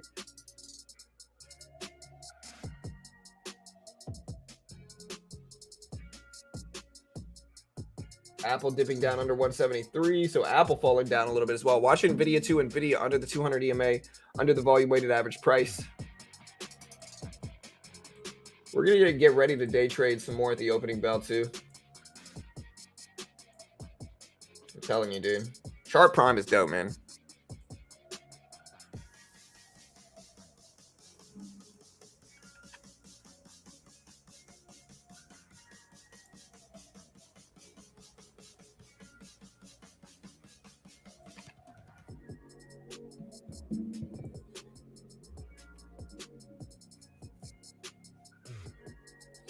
Now we're finally starting to pop back up a slight amount after this dip, though.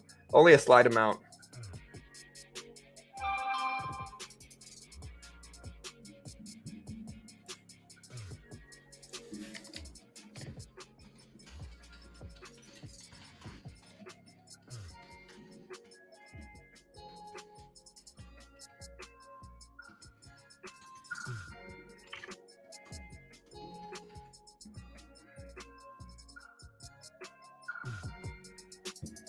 What do you think the job market will crash, in your opinion? I have no idea.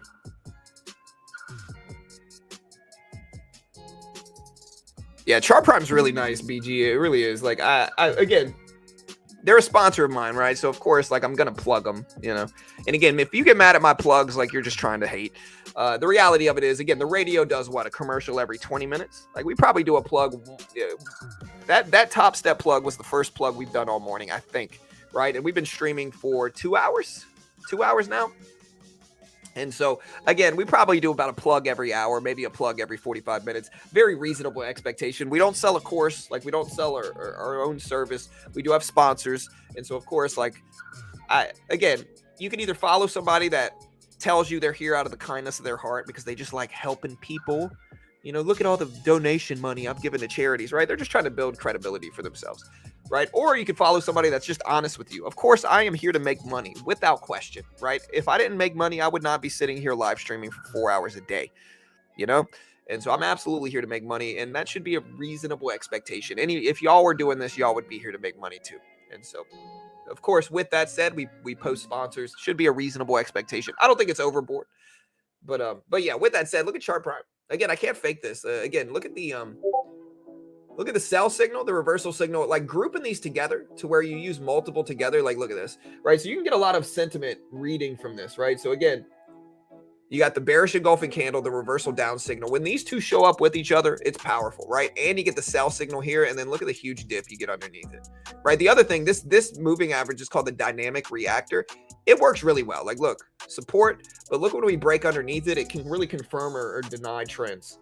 And so it just works really well. And again, you can use this on stocks, crypto, forex, futures. Just go back and test this yourself. Look, sell signal, big drops, strong buy signal here, nice bounce. Like, you can test it yourself. I was always the person that, like, I never trusted companies like this when I first got started.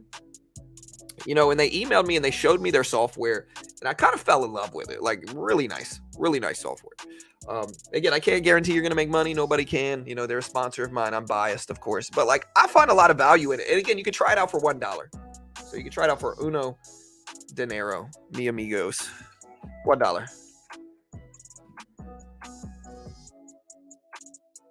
Hey, well, thank you.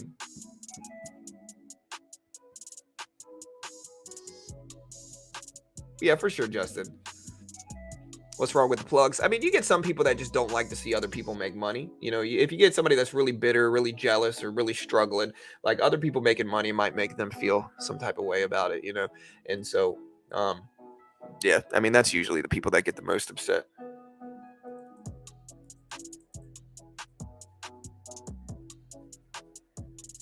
Sam Bankman will get 100 years. Let me know how long you think he's going to go to jail for. I don't know. I really don't know.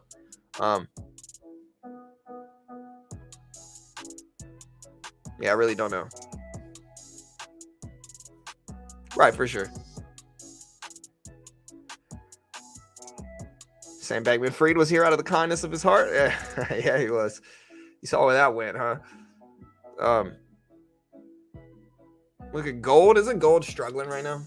I'm assuming gold's down big. Yeah, gold mostly follows the market, and it's aside from like very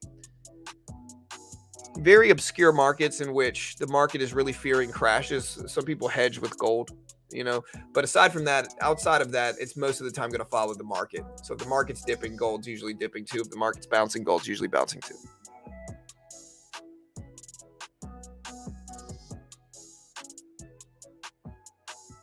Do a poll on it. Let's see what the last poll showed. Let's end this poll here. So we got about 700 votes. Again, 51% were bullish.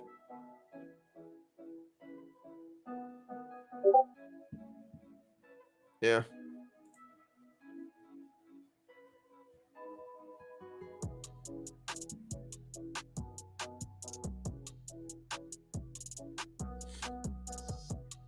All right.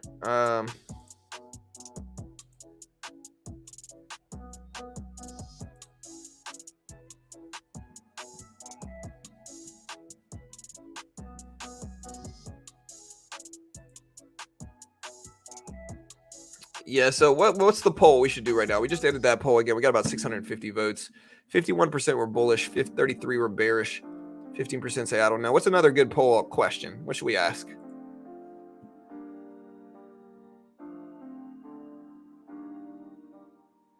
It's definitely been a little bit better, Randy, over the last, volume has increased so far in October. September sucked. It was boring, super slow. Trading View, David, is where it works on. So it's a Trading View indicator service. But with that, you can use any symbol on Trading View: stocks, crypto, forex, futures. Yeah, what I will ask is try not to be super political. And again, I don't root for a political party like it's my football team. And so if you're just kind of sitting around waiting to attack the other political party, you're going to get banned or put in timeout. Just a, friendly request. No pushing super political stuff. Again, if it's market related, it's one thing, but if it's not,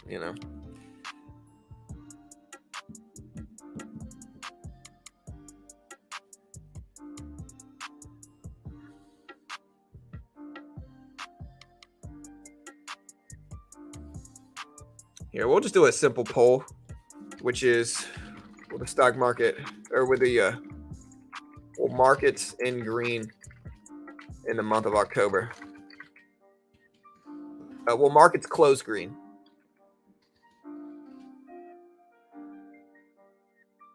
Yes or no? Vote on the poll. Let me know what you guys think. Got a little bounce back in gold. Again, we can look at the SPY. NVIDIA started to test that previous closing price, that red to green level. SPY dipping down a lot. Hit 425s earlier, but jobless claims came in lower than expected, signaling more people working, Antonio, and ultimately more spending, which made the market fall. Pickleball actually looks really fun.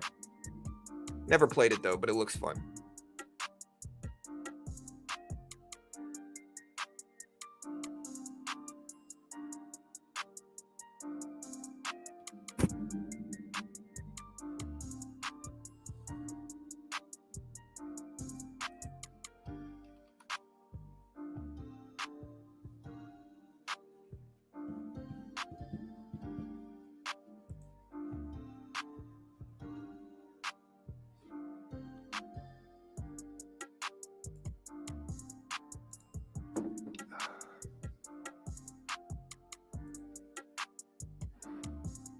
All right, so NVIDIA bounced it at that previous close. Try to hold. We'll see if it does.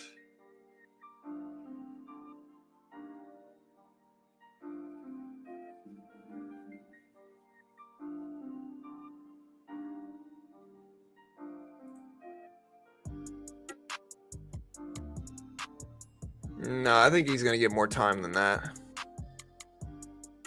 I don't know if it was good. The market definitely didn't think it was good, Antonio. I would say the market thought it was negative.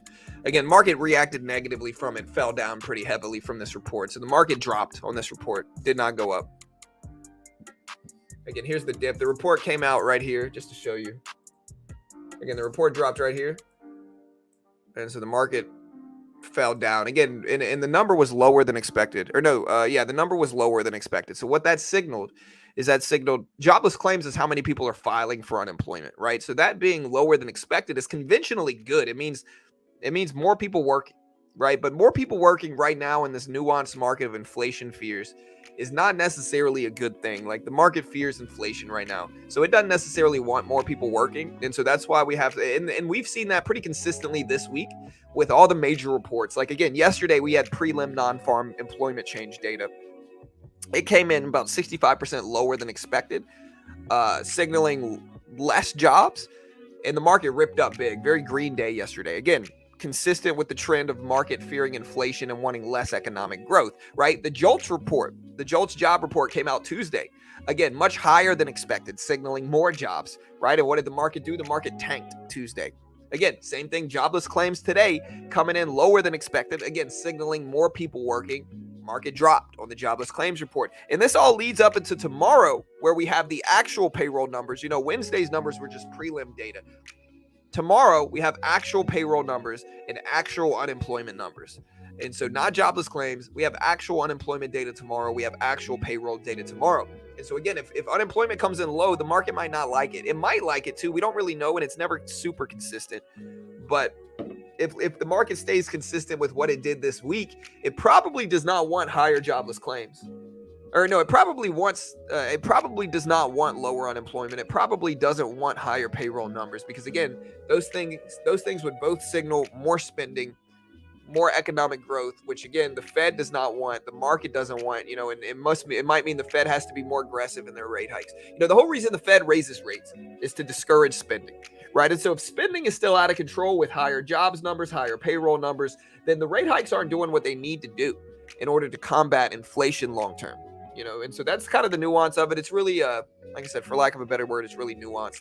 Market's starting to bounce back a little bit though today, so we'll see if this holds. We're back up to 423. We're still pretty green. We had a green day yesterday as well on the prelim payroll data, so the market's still pretty green nonetheless. Jobless claims are already out. They come out every Thursday at 8:30. They're a weekly report as well.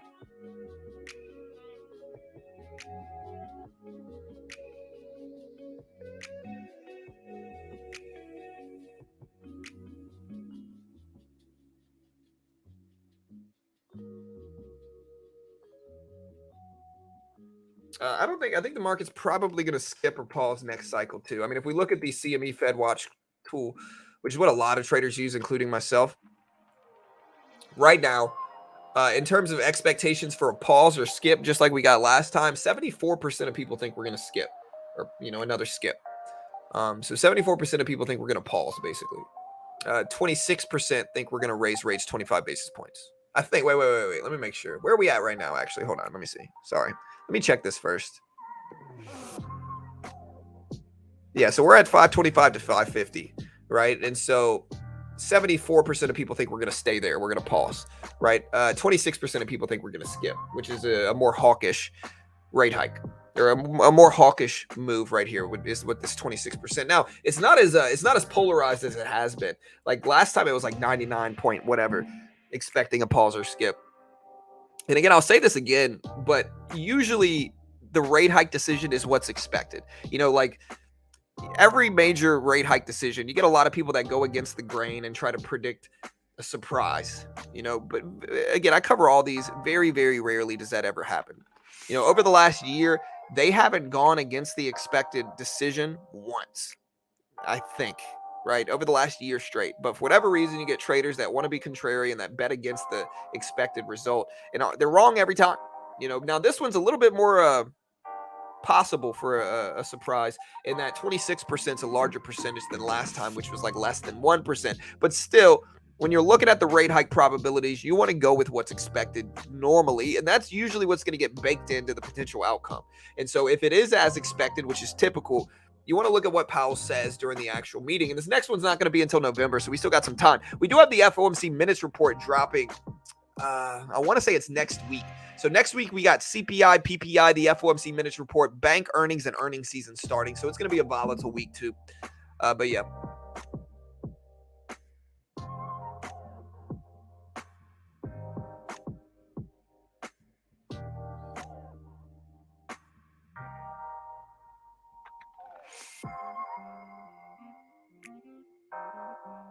All the news are focusing on the increase. Yeah, 207.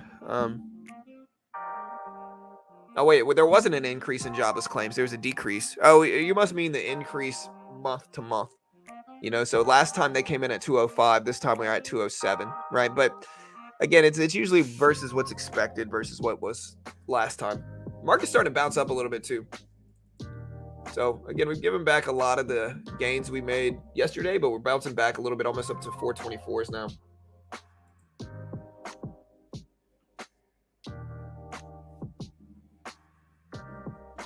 Well, I mean, I'm focusing on data, so it might just be that you're paying attention to it because I'm focusing on it, but it doesn't mean it's necessarily like driving the market per se.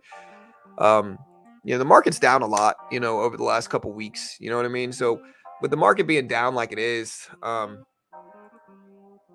generally the market moves as a stair step pattern. You're going to have bears that act like the market's in a never ending crash cycle, and you're going to have bulls that act like the market's just going to go up, up, up. But usually the market goes like this. Long term, that is, right? So like usually you get a stair step pattern long term, and what I mean by that is like, look, so we'll put up just the we'll put up just the S&P 500. All right, and we can look at a long-term history of this, and this is the thing to understand. Just because the dollar loses value over time because of inflation problems, right? So the dollar is going to lose value over time no matter what, right? Like without question, the dollar loses value, and so what that means is that the S&P 500 is going to go up over time. It's going to keep up with inflation. That's what all of this stuff is, like real estate investing, stock investing, index fund investing, bond investing, gold investing, precious metal investing. Like they're all like what the purpose of those are is to keep up with inflation long term, and potentially beat inflation is what they really are. And so again, the S&P 500, the SPY, right? The S&P 500 right here on the right, it'll give you, anywhere between 6 and 12% a year, on average, right? And again, I say this a lot, but it's important to understand this nuance of it too. That includes crash statistics, right? So the 6 to 12% a year includes crashes. So what that means is that on good years, like on actually good years, the market's going to move much more than 6 to 12% to the upside. And that's the thing to understand is like you get so many people that are just doomsday whisperers. They want the market to crash because it gets clicks. And volatility is better when the market's dipping, for sure. But again, if you look at this and zoom out here, again, the S&P 500. Sorry, this is too much. Let me, I've messed this up. Hold on. All right, there it is. All right, so here's the S&P 500, right? We can take a look at this. This is all the way back in 1933. And you can kind of see it rise over time, right? Back up to 80 by 1960s, it was at $80 a share.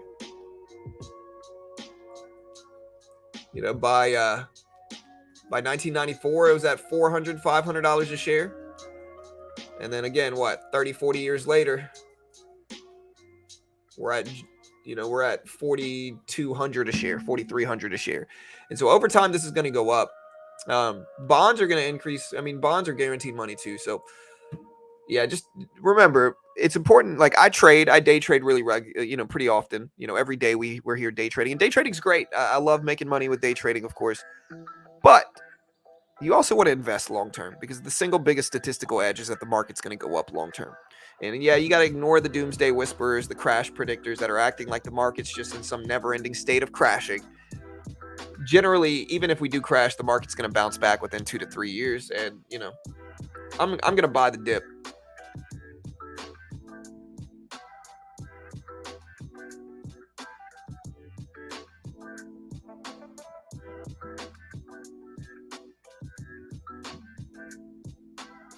It goes up and up until it doesn't, or inflation destroys the value. Well, yeah, I mean, eventually it's not going to, Brain, sorry. But, I mean, again, the thing to understand is that, like, we're using a century plus of statistical data, right? Betting against the market going up is one of the biggest sucker bets you'll ever take, right? Betting against the market going up long term, that is one of the biggest sucker bets you could ever get involved with. Why? Well, I mean, the answer is obvious. Is because the market's going to move up long term. And if it doesn't, if the market crashes and gives back 90%, we're going to have much bigger problems than your investments in the S&P 500. So it's not going to matter anyway. If the market goes to zero, you're not going to care about your S&P 500 short. I promise you. you're going to care about everything else around you if you got stuff to live for. Like the market, in order for that to happen, very bad things nationwide would have to happen, right? And so the least of your worries is going to be your S&P 500 investments, you know. Um, and again, I know the news can kind of make a lot of people contrarian, and everybody thinks the market's going to crash. Again, I've heard people say this every year, multiple times a year for the last 8 years, you know, and the market has gone straight up since then, you know. And so again, maybe we do crash. Again, that might be true, but the edge is on the upside without question. It's the biggest edge the market ever gives you. Like compound value investing is the biggest edge you'll ever get.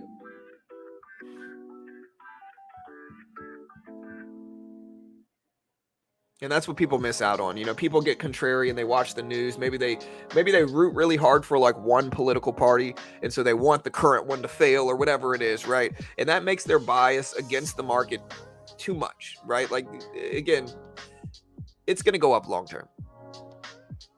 You know, maybe a small percent chance it doesn't, but again, if it doesn't, you got bigger problems in your investments.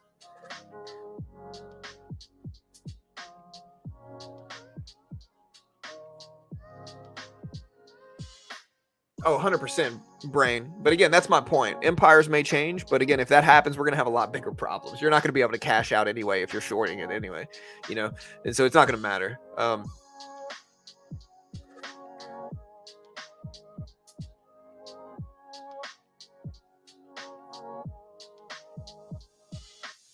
right, so again, NVIDIA is still holding here, guys. NVIDIA is still holding. Again, we got 30 minutes until the market opens. Here's the SPY.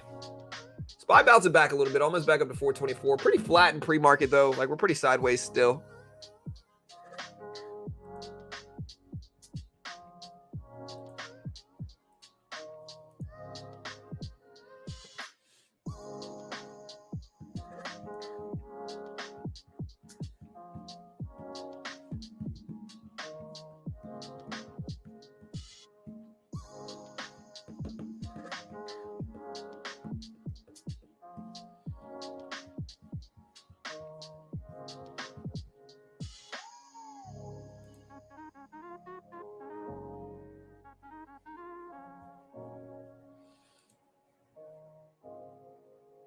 Apple.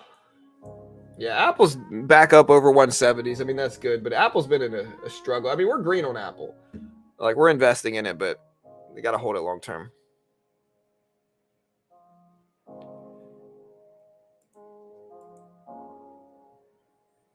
Yeah, I mean, James, like I said, man, I'm going to put you in timeout, dude. Just too much politics, bro. If most of what you're saying is politically related, you're getting too wrapped up in that, brother. Again, you could root for them like they're your football team, dude, but like, again, I'm no politics here. We got to just avoid it, you know. I don't want to argue about politics with people. Again, I'm pretty neutral politically, pretty middle road politically. So yeah. Just again, friendly warning here. You're welcome here. We appreciate you being here. But just no politics, bro.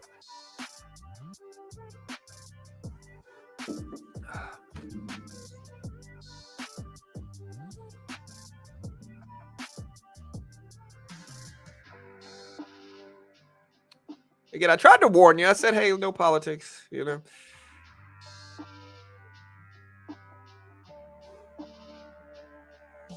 It was pretty strong reaction to a 2000 miss. What do you mean, Jonathan? What missed? Oh, you're talking about the jobless claims numbers coming out about 2K under expected. Yeah, I mean, we dipped pretty heavily. Now we're bouncing back up. Hey, thank you, Breeze. Again, treasury bills falling, SPY moving back up a little bit, so that's good.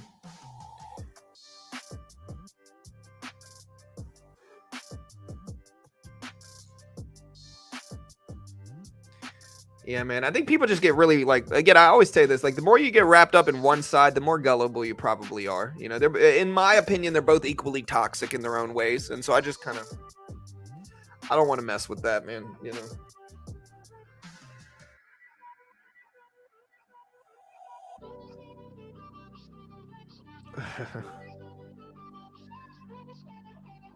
Yeah, man. It's been flooding here in Texas, man. We're in Texas. It's been flooding a lot.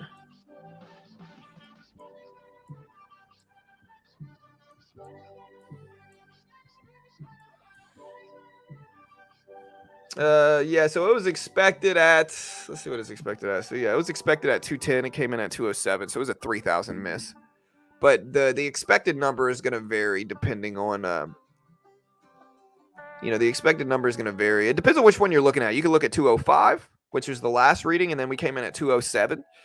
But again, the market is fearing inflation, right? You got to look at the trend of the previous week. JOLTS report came in much higher than expected, right? The JOLTS job report, more jobs than expected, right? So what does that mean? Market tanked, right? Market fears inflation. They fear price increases. Uh, you know, prelim payroll numbers come in yesterday. They came in much lower than expected, 65% lower than expected. How did the market react? Market reacted positively to it. The market pushed up. Again, staying in the trend of market fears inflation. Market fears economic growth is what it is. The whole reason the Fed's raising rates over the past year is to combat that. Jobless claims, same thing. We expected 210. We showed up at 207, means more people working, more people spending.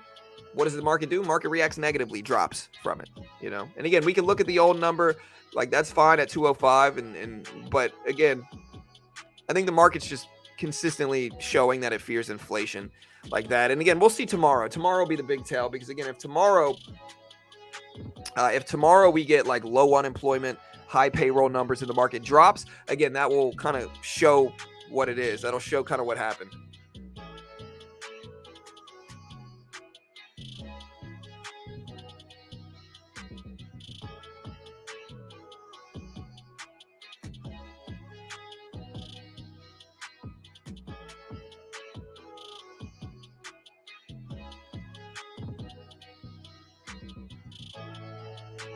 Yeah, I mean, John, that's not the only thing he did. He brought up multiple times one side. I have his chat logs, man. Again, get your ego out the way, guys, and respect if the person running the stream is asking you not to talk about politics. Like, don't get your head wrapped up so much in political stuff that like you just gotta do it. If you do, when you get put in timeout, you can't really cry about it afterwards, guys. And it's all love here. Again, just please, no politics. I'd rather not argue about them today. Hey, what's up, Lauren? Hey, welcome in. Hey, what's up, Chris?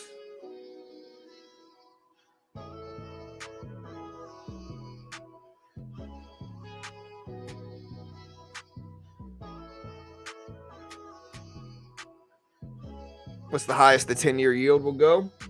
What are the yields at now? I know they've been spiking.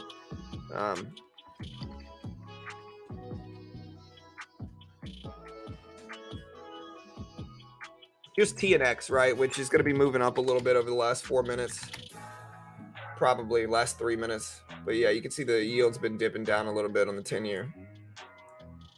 Again, you can see the SPY has kind of had an inverse correlation with this, but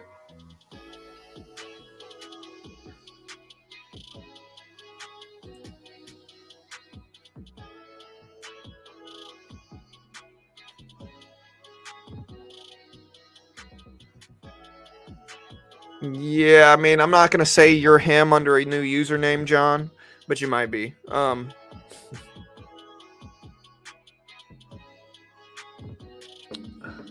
Yeah.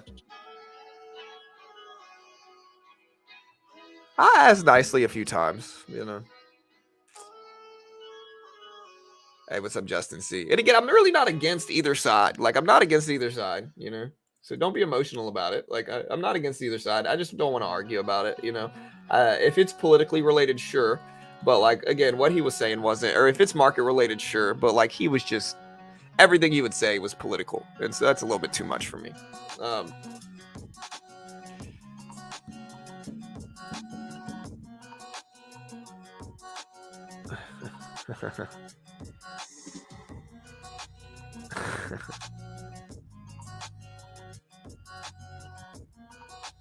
He caught you on a good morning. Some days that ban him would be quick. Hey, yeah, I probably should ban him already. Bye,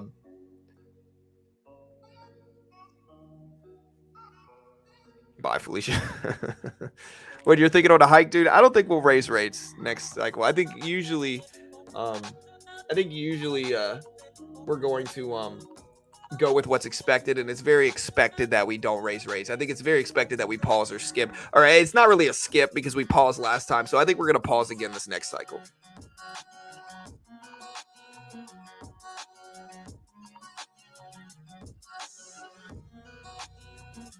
Yeah, I mean, again, it's all love here, guys. It's all love. I mean, again, it's funny because it's like you do it to somebody, and then you get all these names that claim they've been around here a long time. When really it's like I've never seen any of them before, and so it's probably just that person under a different name, and that's all good. Like I said, it's all love. We're gonna move on now, though.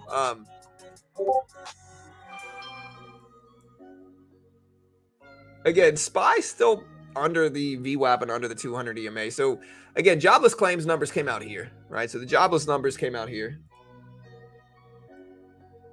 And then market did this. I guess the question I got to ask the chat here, right? The question is the market dropping because jobless claims numbers were lower than expected, signaling more people working, or is the market dropping because the jobless claims numbers were higher than last time? Right? So both of them signal different things.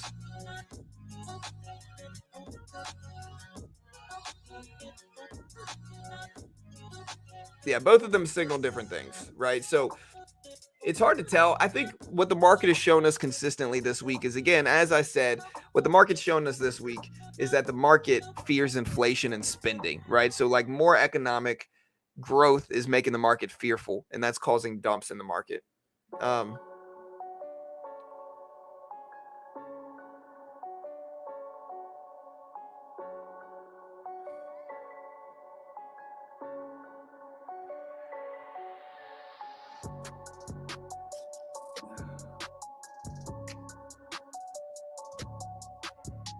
Yeah.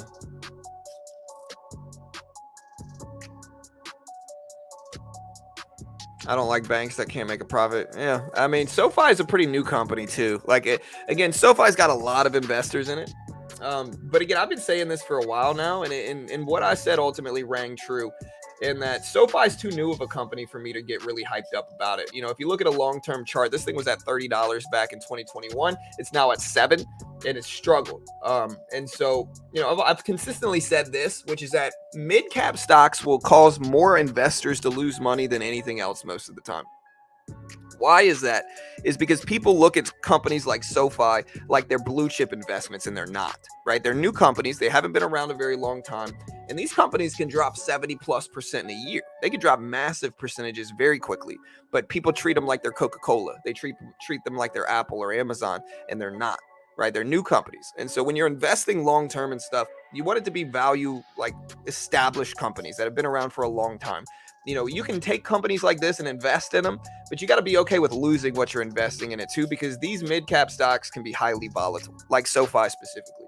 And again, I like SoFi. I like the business. I think it's a good idea, but it's so volatile, and the percentage up and down year to year is very volatile, very, very, very risky, for lack of a better word.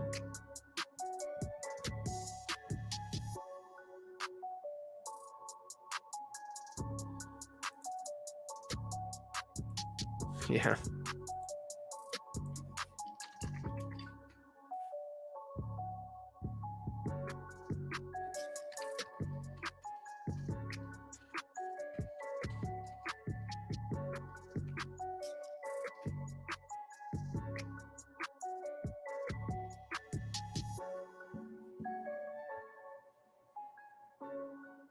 Thirty-year rate showing 9% plus home loans. That was yesterday. Rate sheet today will be higher. Yeah, I mean, mortgages are crazy high. Again, we're in a really interesting spot of the real estate market in which, like, the market right now, specifically mortgages, are more expensive than renting, right? So, like, the conventional value that buying a home would bring you is that you would able to buy the home and own a home, like buy a home and actually own it, as well as pay less on a monthly basis than renting, right? That was the conventional value of real estate buying, is that you're going to pay less for your mortgage and you're going to actually own the home versus renting, And so sure, you got to put up a little bit more money and risk more, but like in the end, that's the conventional value of it. Right now is a weird market. Like right now, the market's weird, man. Like right now, the market is not in that type of thing in which, like right now, the market instead it costs way more to mortgage a home. Like you're paying twice as much to have a home and a mortgage than you are to rent that same home. And so that is where the market is running into struggles right now, and it has been really for the last few years. Commercial markets are down a lot. NBA 30-year mortgage rates are up a lot. They're 8-9% right now, which is crazy high. And again, the market has really really became accustomed to having like 2%, 3%, 4% interest rates over the last few years. And so 8 or 9% interest rate is very high relative to what we've had over the past couple years. And so it's very interesting. A lot of people don't want to buy right now. If you have cash, you can find some good deals though.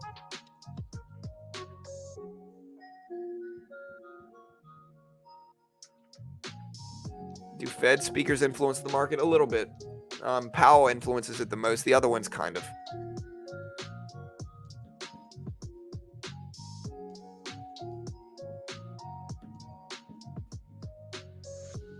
Any more news today? I mean, not any more economic reports. So no more economic reports coming out today. Not that I know of, at least.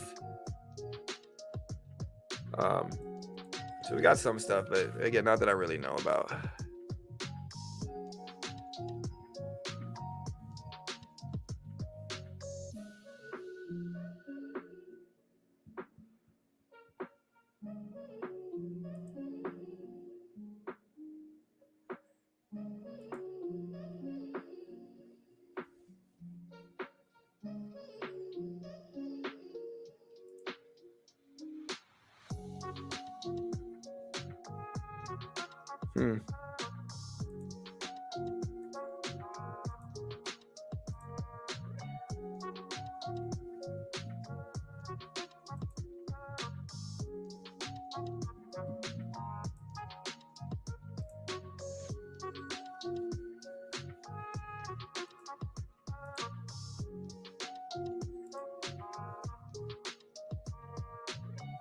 All right, guys. 15 minutes. SPY still rejecting at the volume weighted. This is why we watch the VWAP too, because look at how well it actually follows it.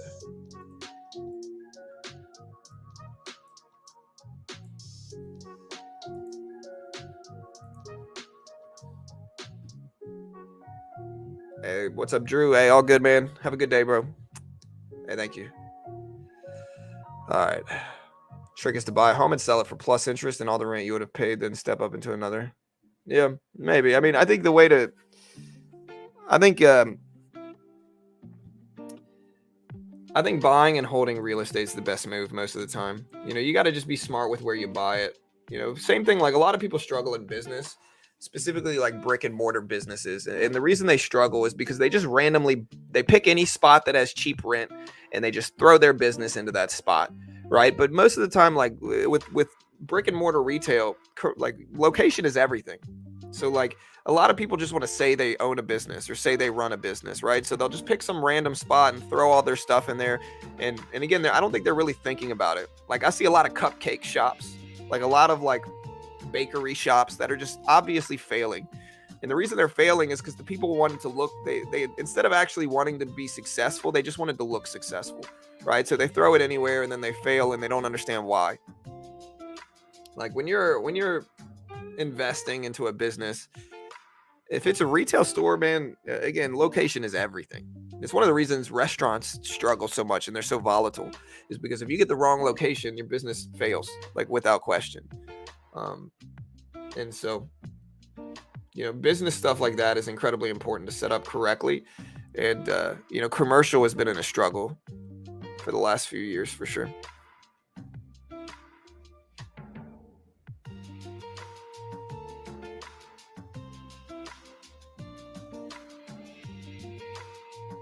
Well, it's not the market, Eric. Stock market's not shutting down, and it would just be the.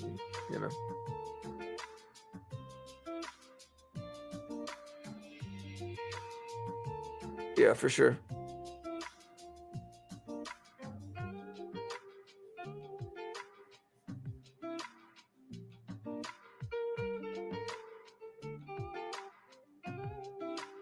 Right, for sure. Oh, Dave and Buster's especially. Rent, build the business, sell it. Yeah, I mean, it depends on what the business is, man. You just want to be smart with it.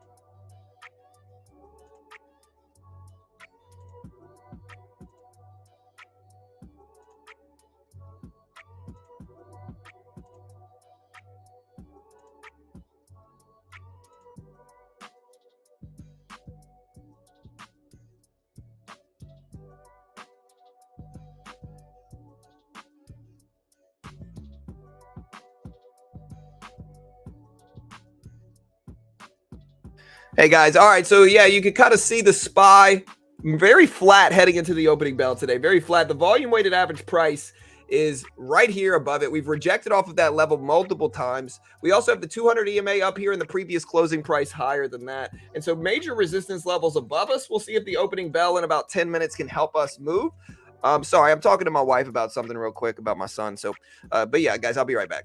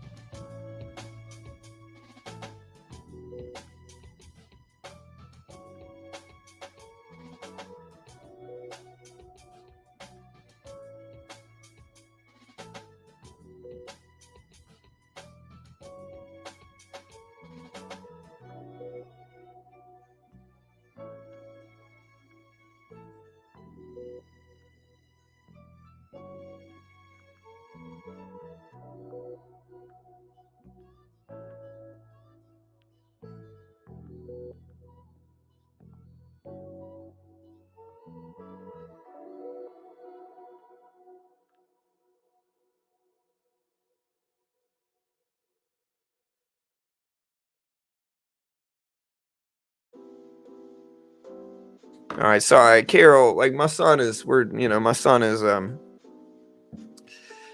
having some struggles at school. He's got bad ADHD, and yeah, it's just just difficult. Um, so she needed to talk to me about that for a little bit, but yeah, everything's all good. I appreciate the love. Yeah, sorry for being muted for so long, but my family comes first, for sure.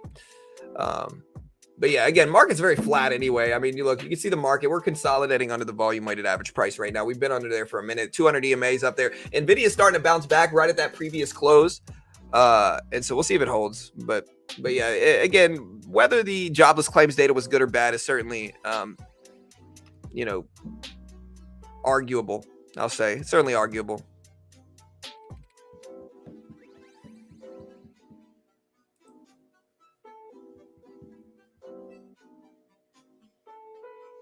All right, guys, here we go. We got 6 minutes left. 6 minutes.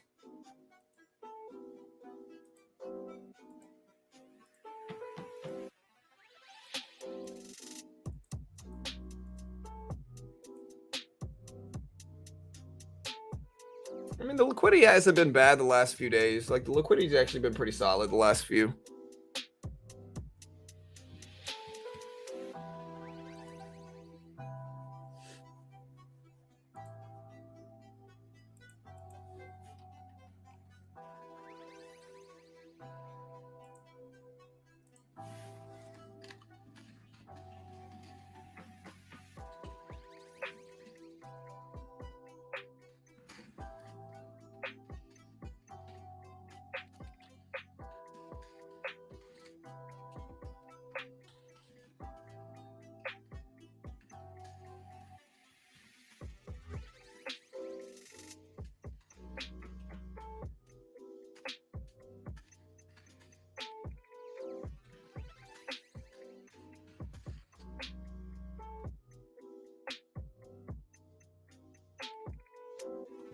It's more job or less. Well, it was higher. It was less than expected, which signals more people working, right? Which I don't know if the market necessarily wants, to be honest. So I don't know if the market necessarily wants more people working. That hasn't really been the trend over the last few days, at least, of the market. Like, the market hasn't really reacted super positively to this, right? So yeah, it really is something in which we'll see, but I don't know how much the market really wants,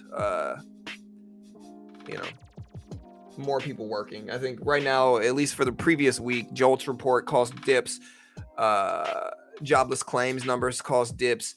The non-farm prelim data coming in much under expected caused bounces, which signaled less people working, and so the market ended up ripping up on that news. Again, SPY bouncing back, testing that volume weighted average price again. I don't know what we want to do with it here, but yeah, still got about 4 minutes.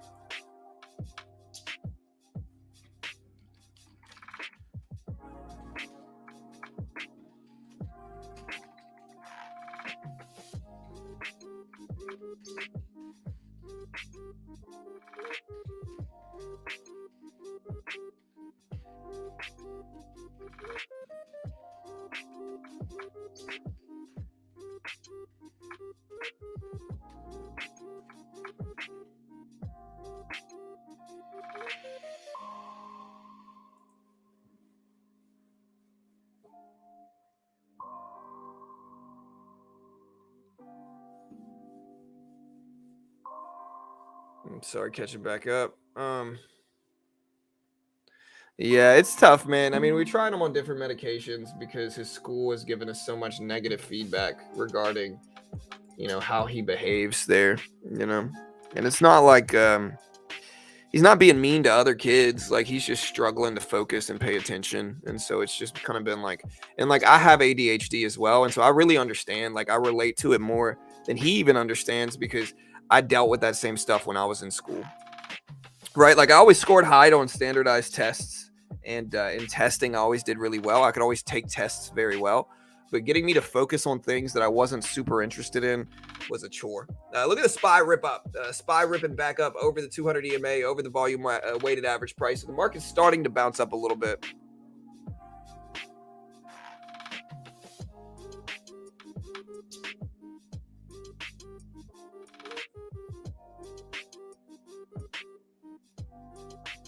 Yeah, Nasdaq popping up, SPY popping up, Nvidia moving up as well. I'm wondering what's dragging the market. Is it Apple? I don't think it's Apple.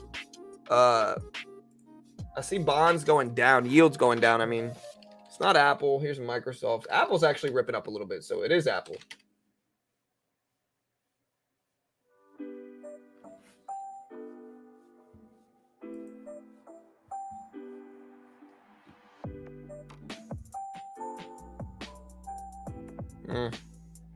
No, it's not bad teachers. It's just my son. This is what happens with my son. My son has a hard time sitting down in class. He wants to stand up the whole class. He shakes his leg. He distracts other kids. It's hard for him to focus, and so it's nothing to do with the teachers. You know. And again, I was like that when I was a kid. I got better as I got older, but it took time. I didn't really start to be able to like mesh well socially as well as in class until I was like 6th grade, 7th grade. You know, so it took a while. Anyways, market started to bounce up. SPY testing the previous closing price. They're trying to go green on the day now.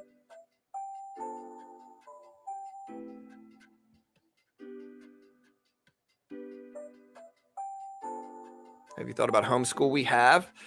But I don't know.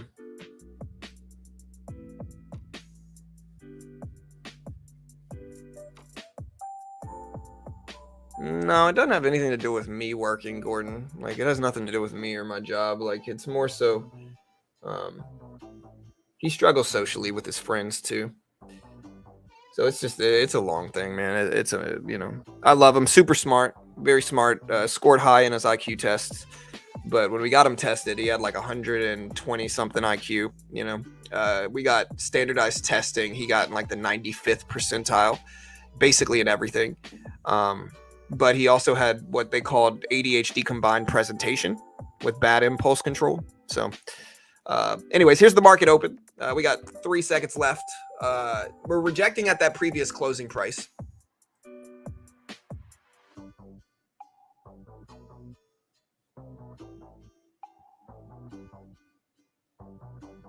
Yeah, he's been learning to program at home. We've been teaching him Scratch and other like kids programming languages. And he loves doing that, but that's kind of a problem because he doesn't want to do anything else, Anyways, Nvidia's trying to rip up, and Nvidia's a heavy influence over the market.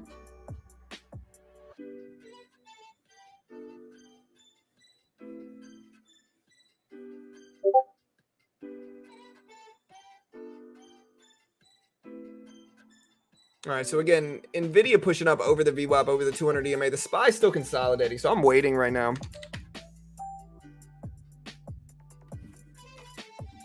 Watching other stuff start to bounce back up a little bit, but again, I'm going to wait and let the opening bell play out first.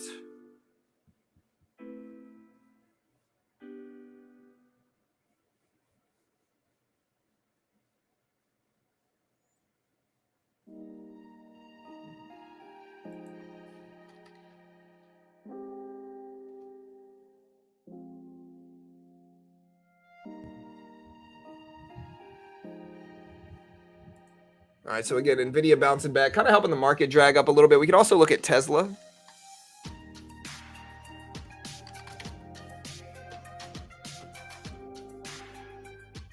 Again, Tesla up to 260 still. Trying to go green. Very flat open, though, so we're going to wait until we get good movement in one direction. There's the Nvidia chart. Look at this rip.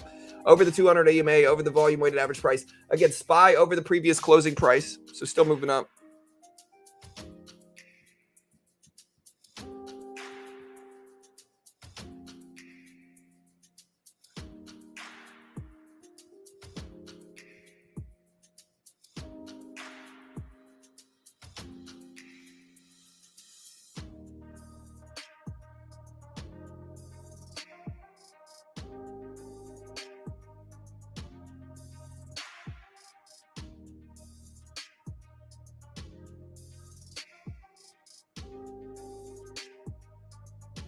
And Disney at almost 79.50s here. Tesla still trying to break over VWAP here. We're watching Nvidia pull back a little bit, as well as the SPY hold over the previous closing price. So it's trying to close green on the day, but it's struggling right now for sure. Yeah, I don't know what we're gonna do. It's a mess, man.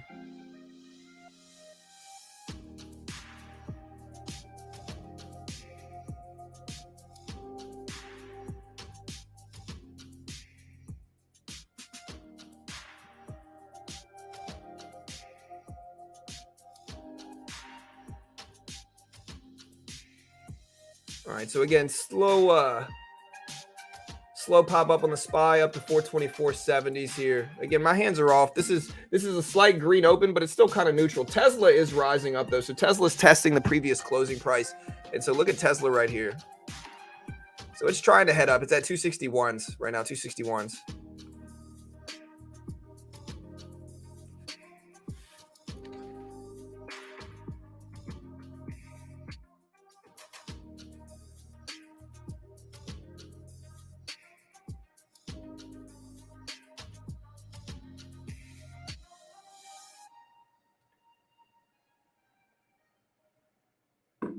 All right. So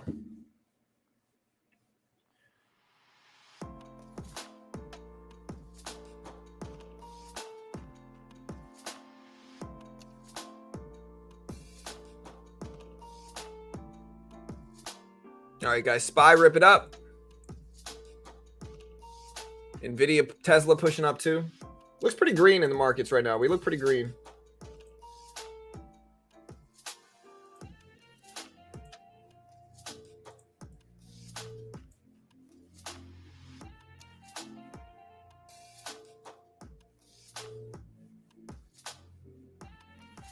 Look at Tesla up to 262s.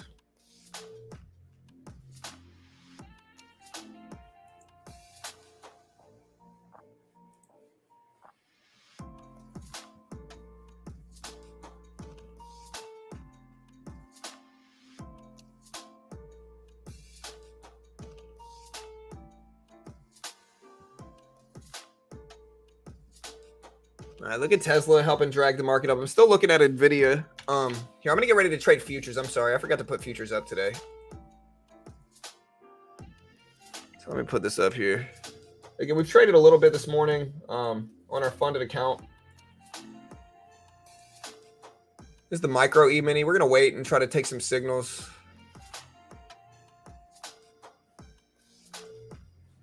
Put Nvidia up on the right side so we can catch some exposure to stocks.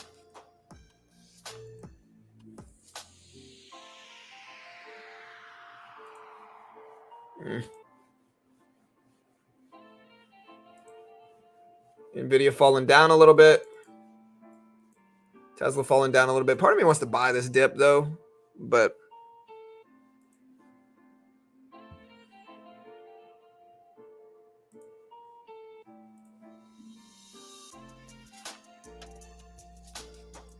take one contract here. We might add if we get a pullback.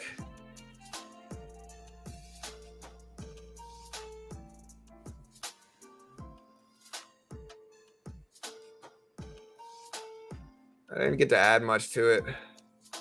Tesla skyrocketed up, man. Again, we're up a little bit. Very small position.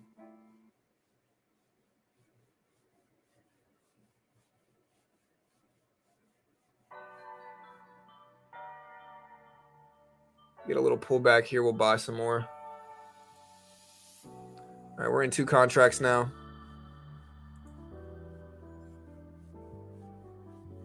Very quick dip, though.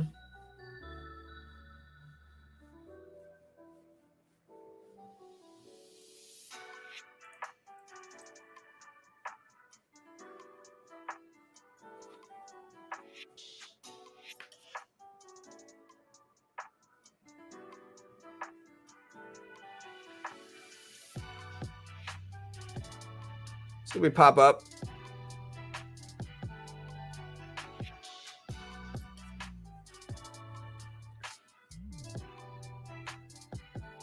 Problem is I'm kind of buying it around the highs here, and we already got a cushion on the day, so we're actually flat, including this trade. But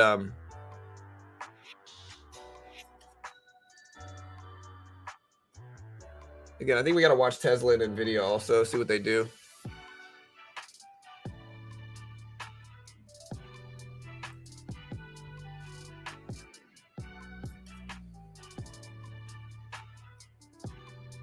Very close to cutting it.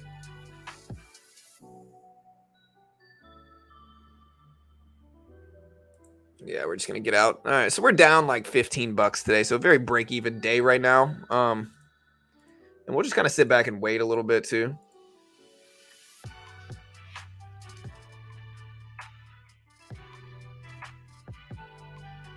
Big pullbacks though.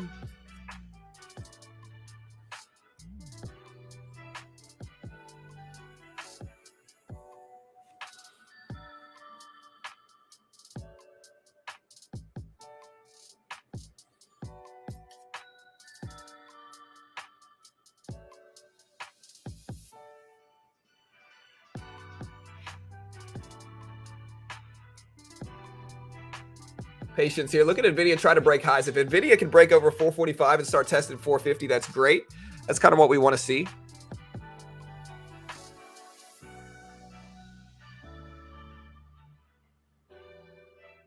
So the market stabilizes and moves up.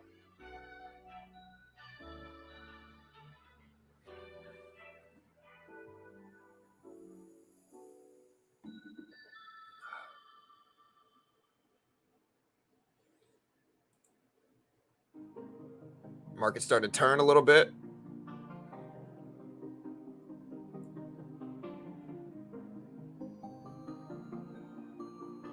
NVIDIA falling back down. That's kind of what's dragging the market down.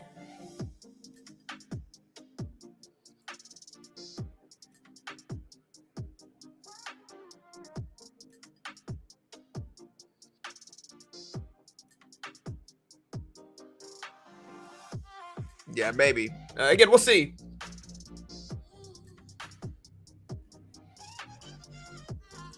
NVIDIA trying to hold.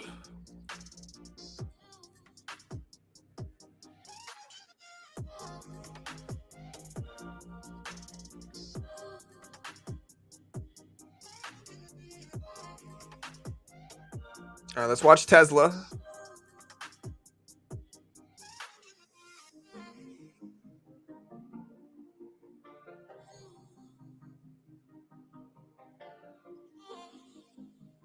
Market looks red though. Again, I'm very skeptical of taking any big positions now.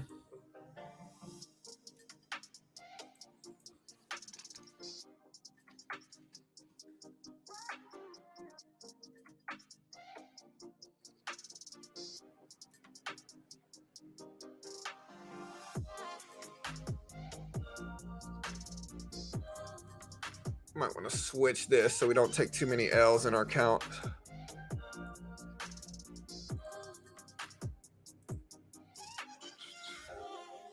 Here's the micro E-mini. I see bearish trends starting in everything, especially on the E-mini. Let's look at the NASDAQ and see if we get a little bit better trends here.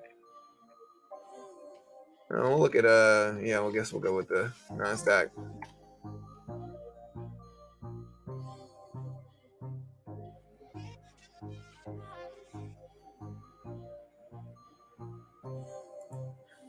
All right, so we're short 1 on the NASDAQ.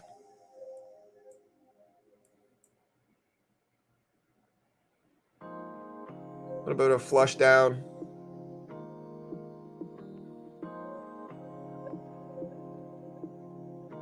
And getting punished here too. Again, with the stuff going on with my son, I just don't know if it's the day for me to take big size on either account. So we'll let this work a little bit, but I'm not going to hold it super long.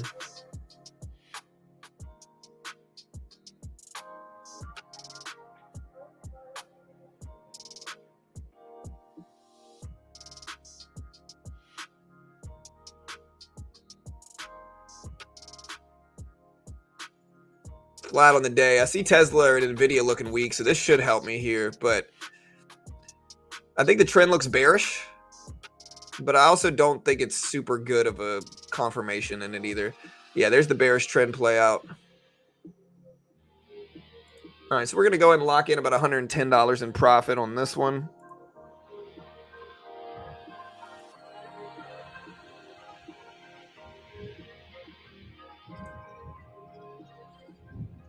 Starting to lightning on my end.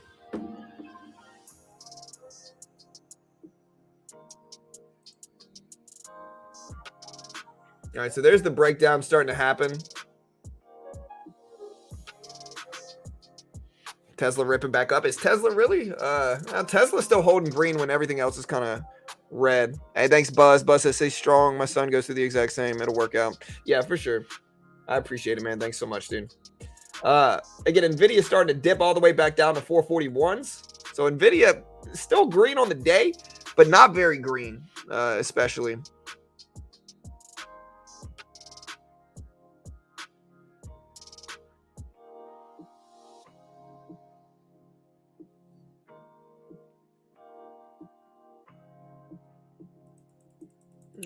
I mean, ripping can be used. It's not getting mad at people for saying ripping, you know.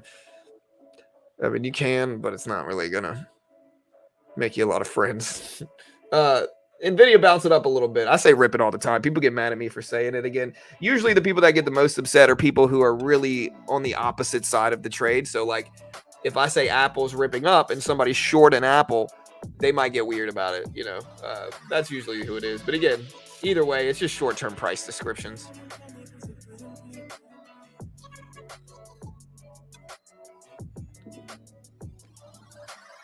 Yeah, for sure. $1 in a minute is probably a rip.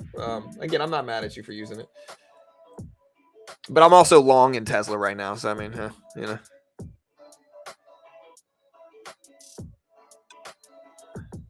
Yeah, but ripping is such a subjective term. You know, like some people 10 cents is going to be a rip. Some people $5 isn't going to be a rip. You know what I mean? So it's a very subjective term. And so like you got to understand, it's kind of like saying, "Hey, I'll be there in a minute." You know, the expression, "Hey, I'll be there in a minute." You know, some people are going to define that literally as a minute. Other people are going to define that as in a little while, you know.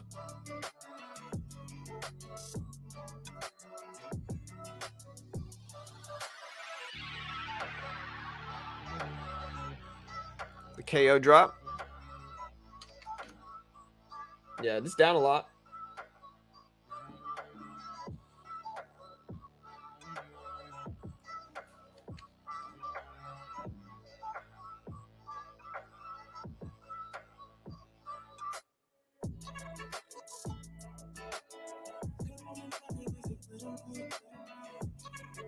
All right, guys.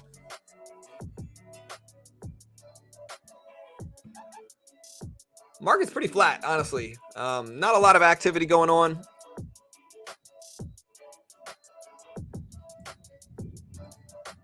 You hear that lightning outside here? Oof, getting rough out there.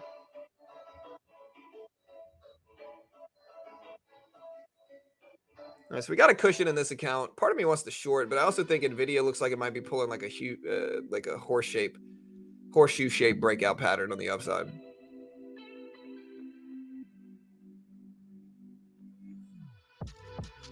I'm gonna short this just in case, though. I guess we gotta get a cushion on the day. I'm trying to build up a cushion and then swing into that cushion if we can. There we go. Looks like that worked out. We're up about 3 on the day, shorting. Here's the P&L right now. So we're up about 3 on the day, shorting.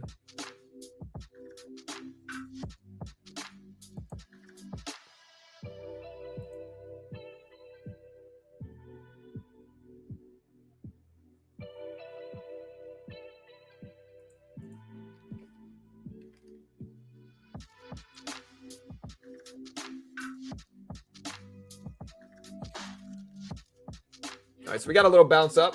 And again, we are on a funded account program called Top Step. What they do is they give you a demo, they test your skill. We've been funded in multiple accounts over the last few months. And yeah, we're getting ready to take our first withdrawal in one of these. And again, what they do is they give you a demo, they test your skill. If you want to day trade, right? If you're struggling to day trade, a funded account program is probably where you want to go. All right. Most people try to day trade penny stocks or they day trade a cash account, and they're severely restricted in doing so. Where in futures, there's no PDT rule. You can day trade essentially the NASDAQ or the Q. It's basically the QQQ price action. You can day trade the S&P 500 or the SPY price action or what's called the E-mini, gold, silver. The patterns are very similar to large cap stocks, but there's no PDT rule in futures. And so you can day trade short. You can see I buy market, buy bid, sell the ask, to short or long, just like stocks, but there's no PDT rule.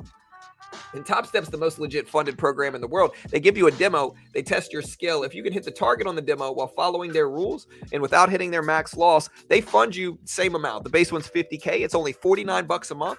They give you a $50K demo. If you can hit $3K without losing $2K in profit, they fund you $50K with a 90% split.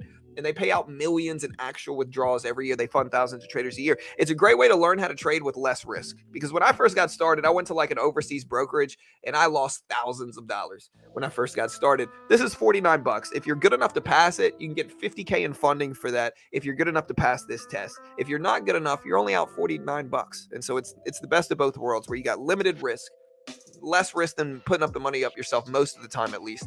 And if you're good enough to pass it, you still get a lot of the rewards. 90% split. You get to keep your first 10K in profit. And Top Step is the king of these. And so if you want to check it out, they are a sponsor of mine. I'm certainly biased in their favor because they pay me money. So of course I'm biased in their favor. But if you want to check them out, here's the link. Great way to help support the channel. Yeah, I'm ready for fall, man. It's raining over here in Texas, though. All right, there's the market breaking down. NASDAQ is, at least.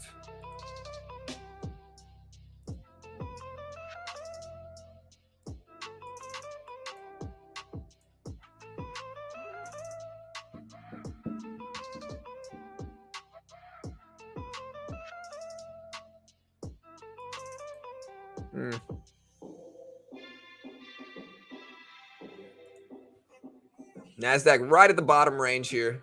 So we might short a little bit more. Big pop up. Look at NVIDIA helping drag it up. All right, we're going to short this. See what we get. All right, we're short. Again, you see, it's just like shorting stocks. I can look at Tesla, see what they're doing. A lot of the time I watch these big blue chip companies to see what they're doing anyway. All right, there's a big breakdown.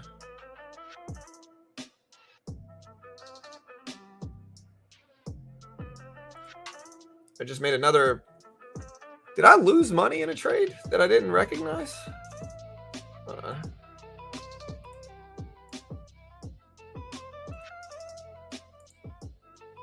Okay, I guess I'm up 300. When did I lose? I thought I was up more than this, but hey, we're up about 3. Market's starting to break down like we thought it might.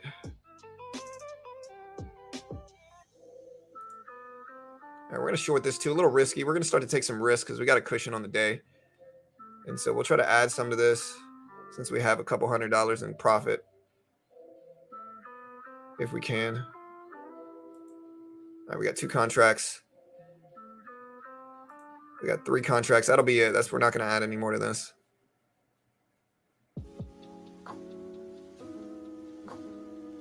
All right, there we go. Took half off. Took another half off.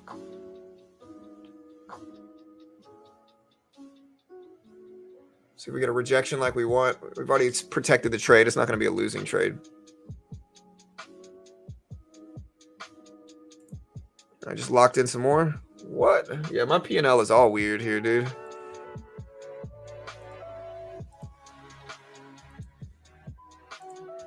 I have to look at my actual P&L to see what my account looks like.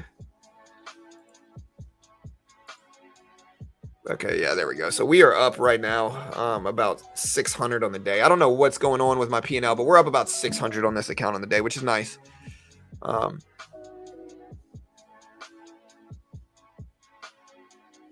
yeah, I'm probably going to go ahead and close it down. Before we leave, though, again, check out my other sponsor, Chart Prime. We've talked about it a lot already. But again, I challenge you to test these out yourself. Right? There's so many different indicators. It shows chart patterns, triangles. Like you can kind of see this. You can try it out for $1 right now. $1 tryout. You can see the rising wedge. And again, I challenge you to check these out and back test these yourself.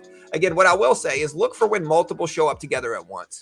Right? An example of that is here. Like look at the sell signal and the reversal signal. And this is a 5-minute chart. So hours and hours of drops from it. Hours and hours of drops, right? Again, I like the regular market Oracle. So we can get rid of the market Oracle Pro. And you look at every time you get an engulfing candle. Number one, just look at how accurate it is without that test. Right, look, reversal up, bounce. Reversal down, drop. Reversal down, drop. Reversal down, drop. Right? And look at when more than one show up at once. Another way to look at it is on an hourly time frame, right? I love using an hourly time frame for these, because an hourly time frame can just be powerful because these are hourly charts, right? So these are long-term charts. Just to show you. And again, I haven't even checked these on the day. And so, I'm not going to be able to tell you if they work or not. But like, yeah, look at most of these worked. Like, look, this one you might be able to consider wrong, right? This last one right here, but look at this, right? So each candlestick represents an hour.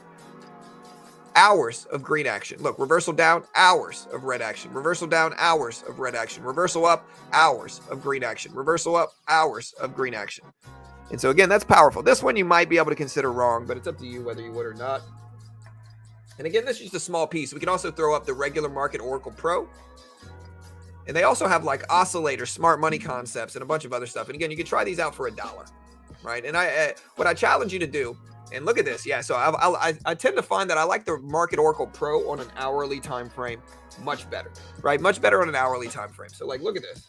Buy signal here for hours, you get bounces. Sell signal here for literal days, you get drops. Buy signal here for days, you get bounces.